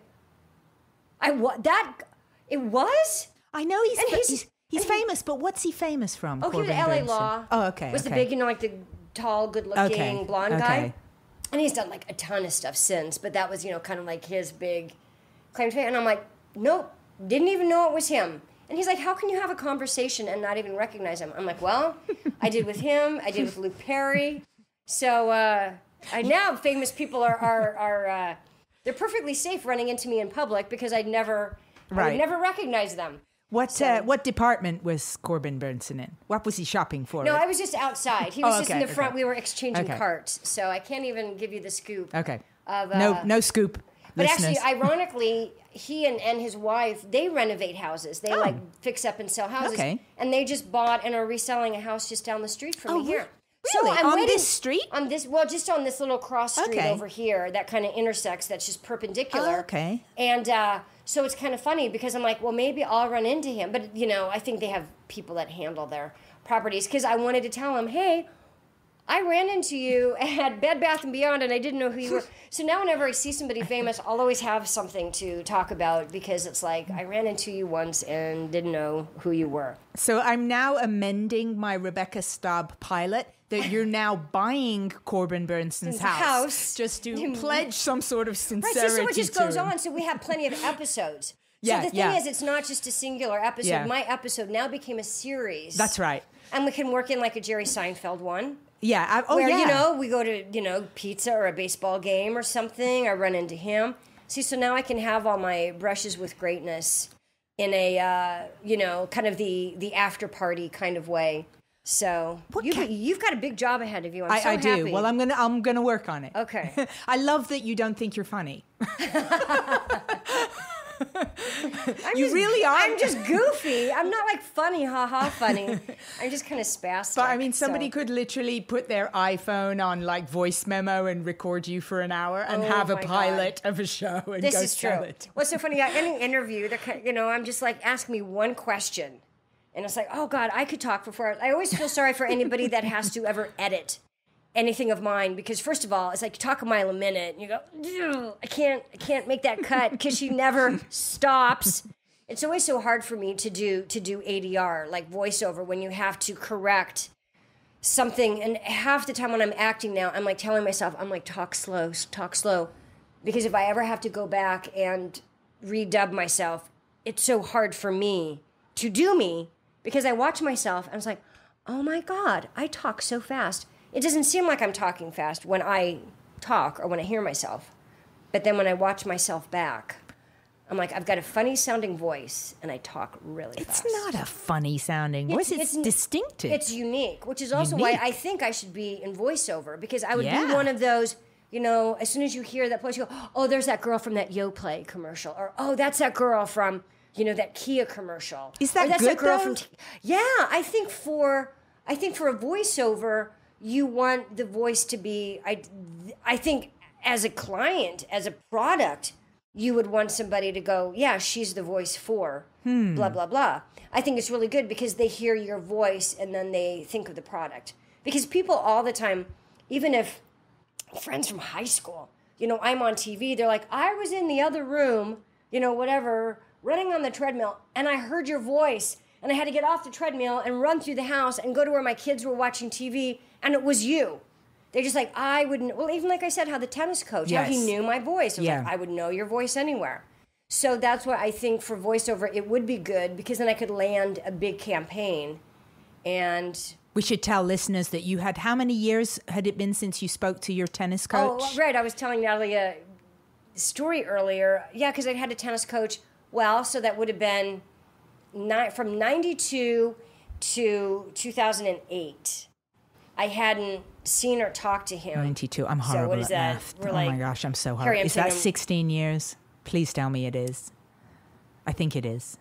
I'm talking too fast. I can't I have switch. very little confidence in my math skills. 92 to 2008. Yeah, I'm pledging that this is 16 years. Unless it's 26. It's not 26 years, is it? Hold on, wait. Oh, are you as bad as me at math? No, I'm really good at math, but like now I'm all... The longer I talk, it's like kind of like my adrenaline gets going. 92? And then I have to kind of put the... Well, that's only 8 years till 2000, and another 8 is 16. I'm standing by my 16. Okay, there you go. So that was a longer conversation than our story. So he recognized your voice after 16 years, and you said 2 words. On the phone, I called him because I worked with this tennis coach, and then I called him 16 years later to book a tennis lesson again. And all I said, he answered the phone, and I said, "Hi, Rod," and he's like, "Hi, Rebecca." It's like, how did you know it was me? He said, I'd always recognized that voice. And I said, "Hi, Rod." That's amazing. Well, I mean, for somebody like you who's got fancy agents and everything, couldn't you literally just tell your agent, I want to get into voiceover, and it's like waving a wand and they put you out for stuff? No, because they're different kind of agents anyway. And voiceover is a totally different world. It's really tough to get in. It's really tight because the people that are in it don't want new people. They don't want new people to come in and take their jobs. So no, it has nothing to do with acting. It's a whole separate breed of voiceover agents. And it's really tough to get into. And you've got to, people that get in it work just to finally break through and get in, and then it's tough to stay in it. Plus, like everything else, celebrities are taking over. So you listen to most ads, I mean, big ads, big campaigns, you go, oh, that's John Hamm. That's, whoever. So they have to be good at it. The celebrities, they still have to be good at voiceover stuff because it's a totally different beast. It helps to be a good actor for voiceover, but being a good actor doesn't make you a good voiceover artist. And I really always wanted to do it because I wanted to do animation. So that's still out there on my timeline. But it just takes a real commitment. I kind of go in and out of it. I go into the commitment of I'm really going to do it. And then something comes up and interrupts my flow. And then I kind of end up falling out of it. And then years later, try to get back in. And, so I'm your first voiceover hookup. I just made an animation. Yeah, I wrote it and I did the artwork and it's already been animated. I wrote it with Jason Canning, so I can't take full credit, but we wrote it together and directed it together and it's done. It's on our website and the pilot episode's done and we're doing a whole series and we literally, as of today, just started to send it out. I'll send you my voiceover demos. There you go. Well, I know what you sound like now. But you just know I sound in real life, but you don't know all the voices inside my head. I love how your voice just totally changed. All of a sudden I drop it. No. Well, no, because actually I really animation-wise, I really prefer like all the little tiny voices, like the little rabbits and come on, let's hear a tiny voice. See, now I get like, now I get shy. I get all like embarrassed. My little rabbit voices. Well, it's funny because I was just at the Topanga Film Festival this weekend, and they had a whole tent on virtual reality. Okay. Which is, again, a whole new side of this business. Okay. I was literally in there just going, I am standing in the future. Yeah. That I bought these virtual reality glasses. Like, there's these glasses that there's like an app on your phone. Okay. And there's like, you start this app on your phone, you put them inside these cardboard glasses. Okay. And it turns into 3-dimensional live virtual reality because of like what's on the phone is what you're watching. But with these glasses, literally you turn your head and it's behind you, or you look down and there's this thing that the character's like standing on this, like kind of this demolished city on top of this building. And you look down and you're like, whoa, like you get vertigo. It's like, I'm going to fall off, and like you back up so like you don't fall off this cliff. It was so amazing. And so I met a lot of those guys are all doing programming, and I'm like, oh, use me for your animation. Yeah. Use me for the voiceover stuff. And so that's a whole new, it's just, I bought one for my nephew, and it's cardboard, but it's in this really nice box, and it's like, you feel like this is going to be a little time capsule for him. You go, because by the time he's an adult, you go, this is going to be already like an antiquity. Yeah. As far as how fast everything is moving, what like a first phone was and what even, what cars used to be. Yeah. But how quick that is moving. And so to hand him this is like the first, affordable, it's $20, like to buy this little cardboard. I'll show you when we go upstairs. I should actually plug it on here because the guy who makes it, he's just this greatest guy. He's like, this is the coolest thing. But they made them out of cardboard so that they're affordable. What's it called? I have to go upstairs and look. I think it's... if you don't remember, I can make sure I can pop it on the website. Yeah, because it's something... It has cardboard in the title that it's basically basiccardboard.com. But that's not it. But I'll run up and look and give you the information because they want to make them so that they're affordable. Yeah, that's smart. Because all the other things, who's going to buy this... $1,000 or $10,000 headgear because all the other stuff you put on and all you need is your cell phone and this $20 cardboard. Wow. It reminded me of, you remember like Viewmasters? Yeah. It's kind of like that. But so only way better. But that's what I was even telling him because that was the thing, even as a kid, when I had my Viewmaster and the world that I saw, I was like, someday I'm going to go there. Click, click. I'm going to, and it was like the sequoias. Click, click. I'm going to go there. It's like, and this is like, I didn't even live in Omaha yet. We were in Grand Island, Nebraska, this little tiny town. And on my Viewmaster, it was like, Victoria Falls. And I'm like, someday I'm going to go there. Click, click. And like everything that would come up. And it is so funny because when you talk about kind of like your bucket list or like with, being such an avid traveler, I get there and it's like, it's like, I saw this on my Viewmaster when I was 4 years old, and here I am. And it was a neat little plant in my psyche of and so I think now with technology, how kids are so savvy. It's a different kind of opportunities that they have. And so, my nephew's turning 7, and I just want to give him like this cardboard virtual reality. It's like someday, like this is going to be such an antique, but you go, this is the first portable one. It's crazy. I mean, in probably 10 years, well, imagine, in the next generation, somebody will hold up that cardboard thing and say, can you believe these guys used these? Well, you even think of, like we watch a lot of, we're big World War II aficionados, and like a lot of the footage from World War II, the cameraman, you go, because that's all that's real. That's all that's left. That's all that's left is the film. And we're just huge documentary fanatics. And so when I think of those guys in the battlefield with that kind of equipment, when, the middle of, storming the beaches in Normandy, what was really, really, really going on, and to be the guy that had the camera. Yeah. And how many of those cameras are lost and how many of those guys are lost that didn't survive. And then going back even further, and we're watching these documentaries on the Civil War. And the pictures from the Civil War and same thing, on the battlefields.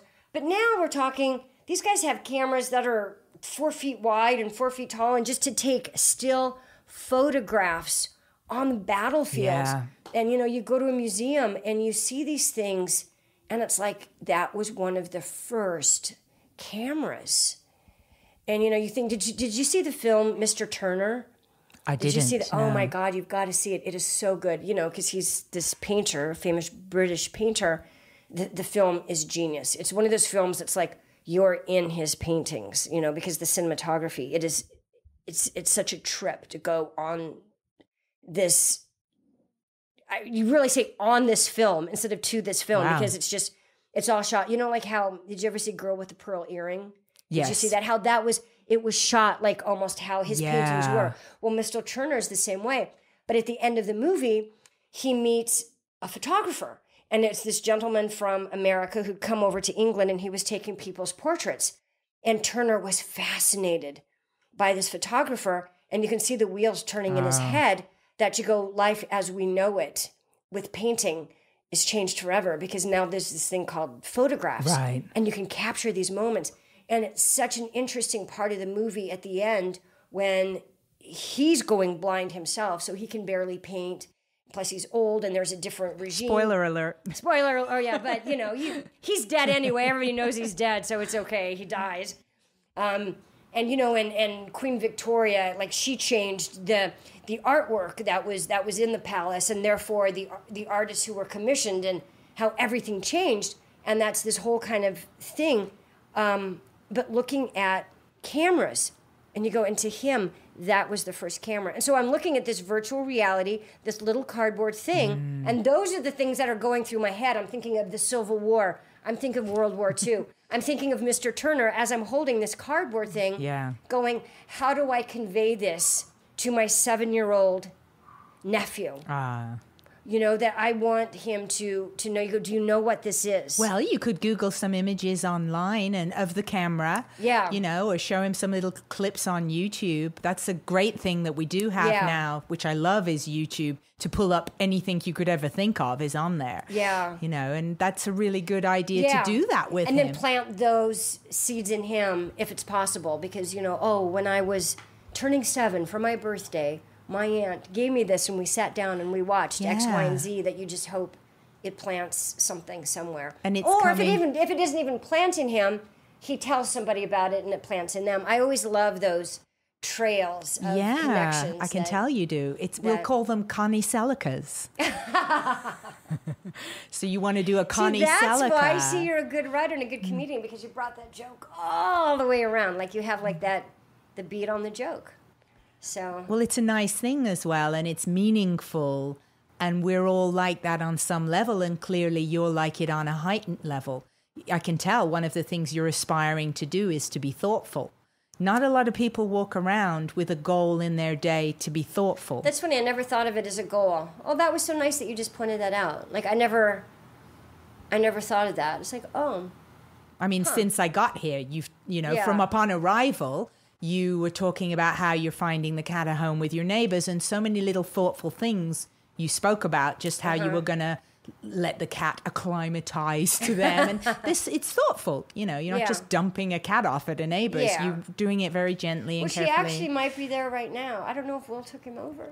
Well, we can... At least he'll be at the neighbors. And that was the thing, Will, last night, for your listeners. We rescue dogs, but we ended up rescuing a cat and a little kitten. But we have 6 dogs, and I'm allergic to cats, so... Little Wednesday. I named her Wednesday. She's actually going to go live with our neighbors, which is really nice. And so Will last night was being kind of, you know, tender and emotional because he's like, I'm really going to miss her because she's just a little baby. And he's been handling her more since I'm allergic, that he's the one being all cuddly cozy. And it's like, but she'll be right around the corner. Like, How emotional. We can go see her anytime. How I want emotional. every dog that we save, just our neighbors, to take them so that, but you know, the dogs that we've placed, we've become friends with the keepers of these dogs. And so we've gained friends and we have like constant interaction. Of course. And so it's not like, because people are like, oh, how can you just give them away? It's like, well, we found them, you know, a situation that's good for the dog and good for the person. And we're super blessed because, you know, we got to follow them along. And what these dogs have now in the homes that we've placed them, we wouldn't be able to provide for them. You just go, it really is, you know, the whole, you know, like how a body works. And so there's different parts for different functions. And I think that that's just such an interesting thing in any venue, how some people just excel at different things. And I think we're just good at that saving level and a little bit of that rehabilitation level, or just making them feel calm and safe and you know, protected and good. And then it's so sad. It's so sad when they go off to a new home. But they go to somebody that does thing with these dogs that we couldn't do. Right. And you know, you stay in touch and you just go, and so many people go, oh, I could never foster, I could never rescue because I couldn't give them up. And you're like, so it's better to just let them die? Yeah, exactly. So you're, boo-hoo, you're sad for 2 days. Right.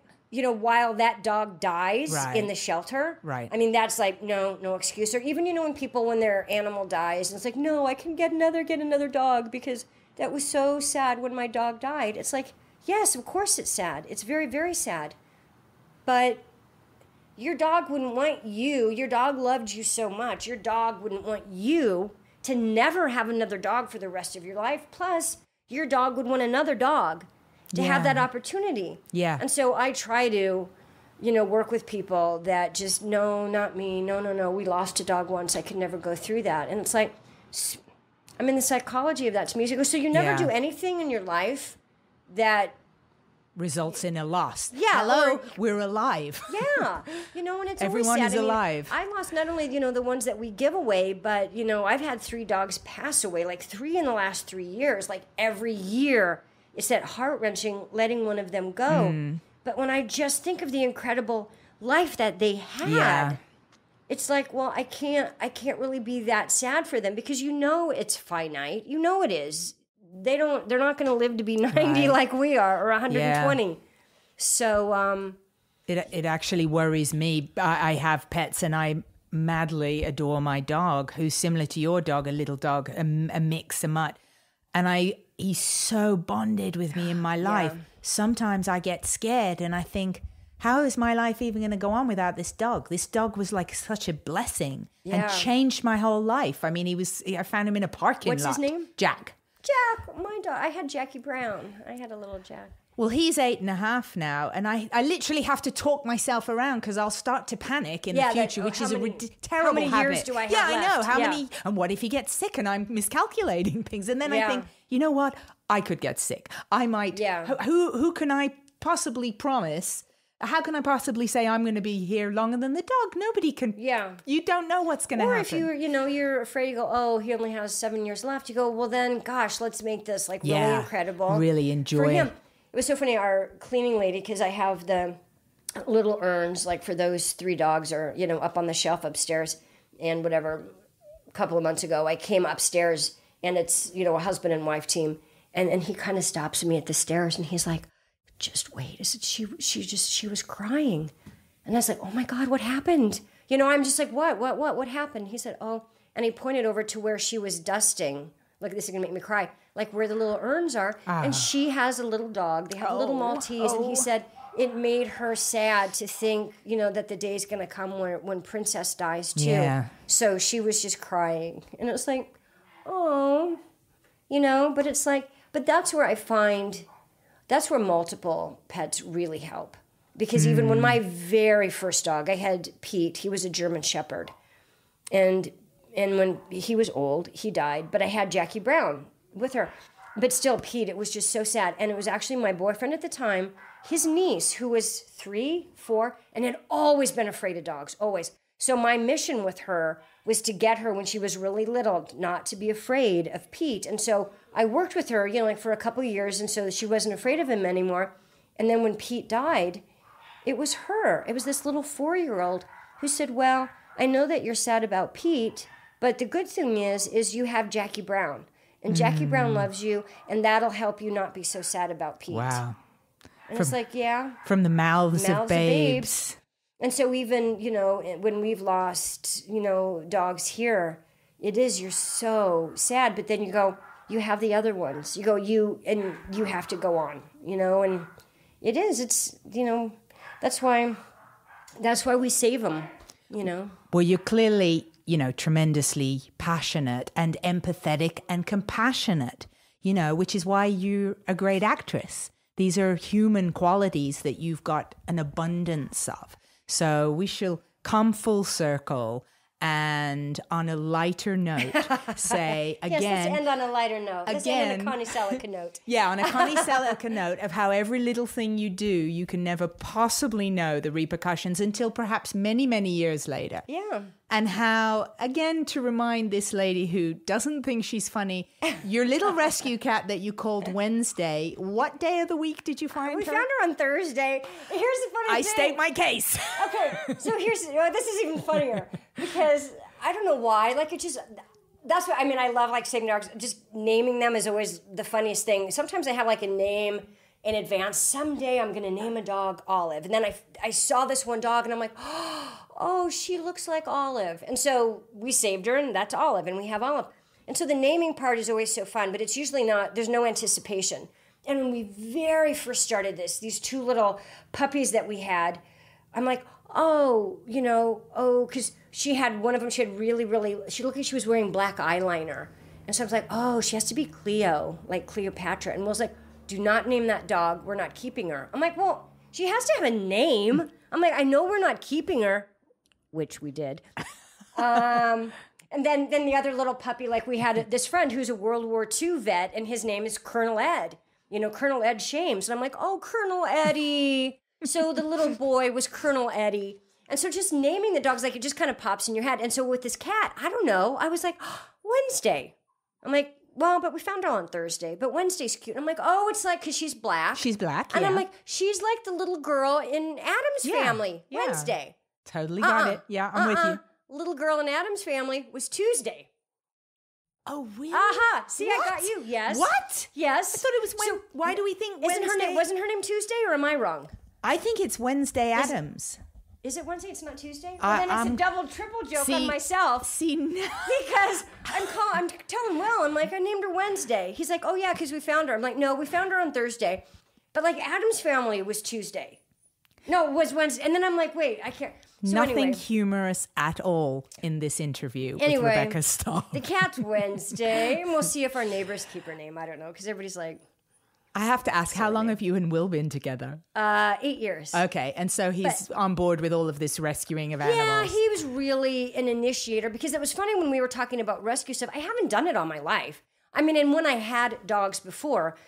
I wasn't a rescuer. I just had a dog. I was a regular person with a dog, and then I was a regular person with 2 dogs. And then even later, when I moved in here, then one of the dogs had puppies, and then we had 4 dogs. But we weren't into rescue until Will one time was driving from Vancouver to LA and found a dog. Speaking of which, I should open the door and let her in. She's sitting there whining. Can you let her in? We have a dog joining us. I have a dog. Oh, no. Well, we're almost done. We're almost done. So she can just sit there and whine. So we started rescuing, it's 3 years ago. It was 3 years ago this summer. So we're still, somewhat new to it. I was always just a regular dog person. And then when I think back now to what I didn't know about dogs then and how much I've learned just from experience that, you realize, you go, it's one of these things, there's room in everybody's life to be kind of whatever they want. Like, it doesn't matter who you are or what you're doing presently. Like, at the time, I never would have thought I would be a rescuer. And it kind of happened by accident because we found a dog on the side of the road in Oregon. And then I don't know, anymore, animals kind of come to us. We was like, oh, we found another dog. And people are like, well, of course you found another dog, because it's like the dogs seem to find you. But I think there is that cosmic, attraction, if you will. But, so a lot of people that were just regular dog people who we've become friends with, either, like fans or relatives or whatever, it's nice to know how many people have become more aware simply because we're just involved. And you go, again, it's just that chain reaction, that just carries, or, the people that end up getting a dog from a shelter that might never have before. And so that's another kind of unexpected reward.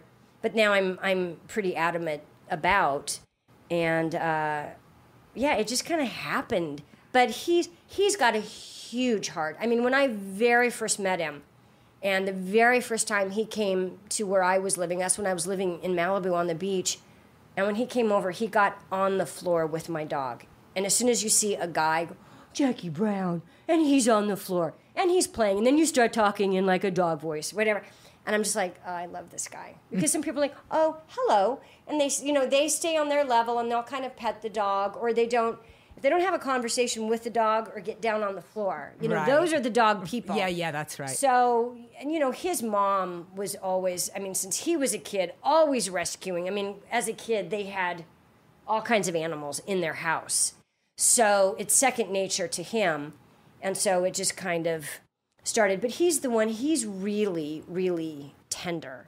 And it's so funny because he plays this, mob boss on General Hospital that he's like, this tough guy. And he's just the biggest heart and softest hands. And he's the one that'll climb the tree to get the cat or tear down the fence to get the cat. He's the one that really throws himself in it, that'll chase the coyote to get the dog away from the coyote. And, so he's so physically active in it, in the tenderness, that it's He has a gruff facade. Yeah, as he stormed through the room here. Oh, hello, what are you doing? But then if you see him like laying on the floor, kissing like the little kitty cat. So, I think Well, Rebecca, like it's been lovely. It's been a journey. We've covered a lot. We've been to Canada, New York. Your fans are just going to be like exhausted. Everyone's like, I need a nap after that interview. It's awesome though, because I feel this is like a blast from the past episode. My God, we even dug up Switchback. Hello, like people who were teenagers 20 years ago. How many people in Canada Seriously, like were kids and watched that? Yeah. And now, hopefully they're off doing things that are like noisy and creative because, that was just such a fun show. I think we should give a special shout out to all of the celebrities you've bumped into that we discussed in this show. So hello, Corbin Burnson. Hello, Luke Perry. Please get in touch with Luke, Rebecca. Meet me at the butcher. Yeah, she's got more dog advice for you. She has spare dogs if you're looking for a dog, Luke. Yeah. Rebecca's got your choice of dogs.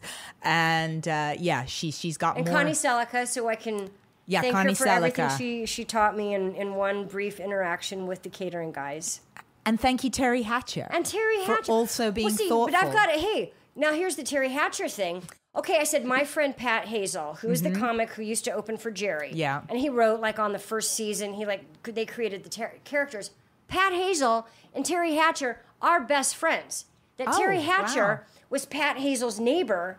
And so here, Pat Hazel moves to L.A., his neighbor's Terry Hatcher. Here's this beautiful girl who walks out, who is super, super, super down to earth, kind, funny, nice, compassionate, sweet. So Pat and Terry are like best friends. Okay. Then Terry became kind of not really a friend of mine, but acquaintance because of Pat. So the apartment complex where you live, where I used to live, where I said we used to have big volleyball parties and barbecues, Terry Hatcher would come to my volleyball parties and play volleyball at her house. So, see, we even came full circle with Terry Hatcher. It's circles left, right, and center. Yeah, and then I worked with her on Desperate Housewives. And she's like, oh, you didn't tell me that you were going to be on. And I'm like, well, yeah, here I am. Because you're so shy. Because I'm so shy. I didn't hunt her down and tell her I was going to be on. So, well, thanks to everyone who was mentioned. And thank you so much, Rebecca Staab, for my best friend, she always has this thing that she says that really when I talk about, if I ever have an autobiography, not only should it be called And Then, but she always said, Becky, you could have a conversation with a stick. So that's what I always feel like when I do these interviews and I just keep talking. It's like, I hope you do write a book because I think you've clearly got so many stories. I would have to dictate a book because my brain and my mouth go too fast at it. But that'd be good. I'm a good writer actually because then when you write, I can get my thoughts so much clearer because I think when I talk fast. And it's funny, people who know me well, like I said earlier, I'm actually very smart. That people who don't know me think I'm kind of like flaky because I can skip through 16 different topics all in one conversation, and it's like, whoa, she's a little bit of an airhead because she's bouncing around. But it's like because there's so many compartments in my head that I can talk about 16 things at once. No, but I don't think that at all. I think you're hyper intelligent, and you're like your character Sue Storm. You've got like a superhero quality that you can juggle multiple things. Right, but that's where writing I can be more precise and consolidated because I can take all those thoughts and make them very comprehensive. Right. Whereas in real life, it's like ba-ding, ba-ding, ba-ding, ba-ding. I kind of don't finish a thought when I'm talking because I move on to something else. But in writing, I'm actually a good writer, and I should. I just need the discipline and the patience. Well, thank you so much for inviting me into your beautiful home with your lovely view and dogs running amok. It's wonderful to feel your big, bright heart affecting these animals' lives, and I'm sure people will have heard you today and be inspired to do some good stuff. I hope so. Thank you. Thank you. This was fun. Excellent.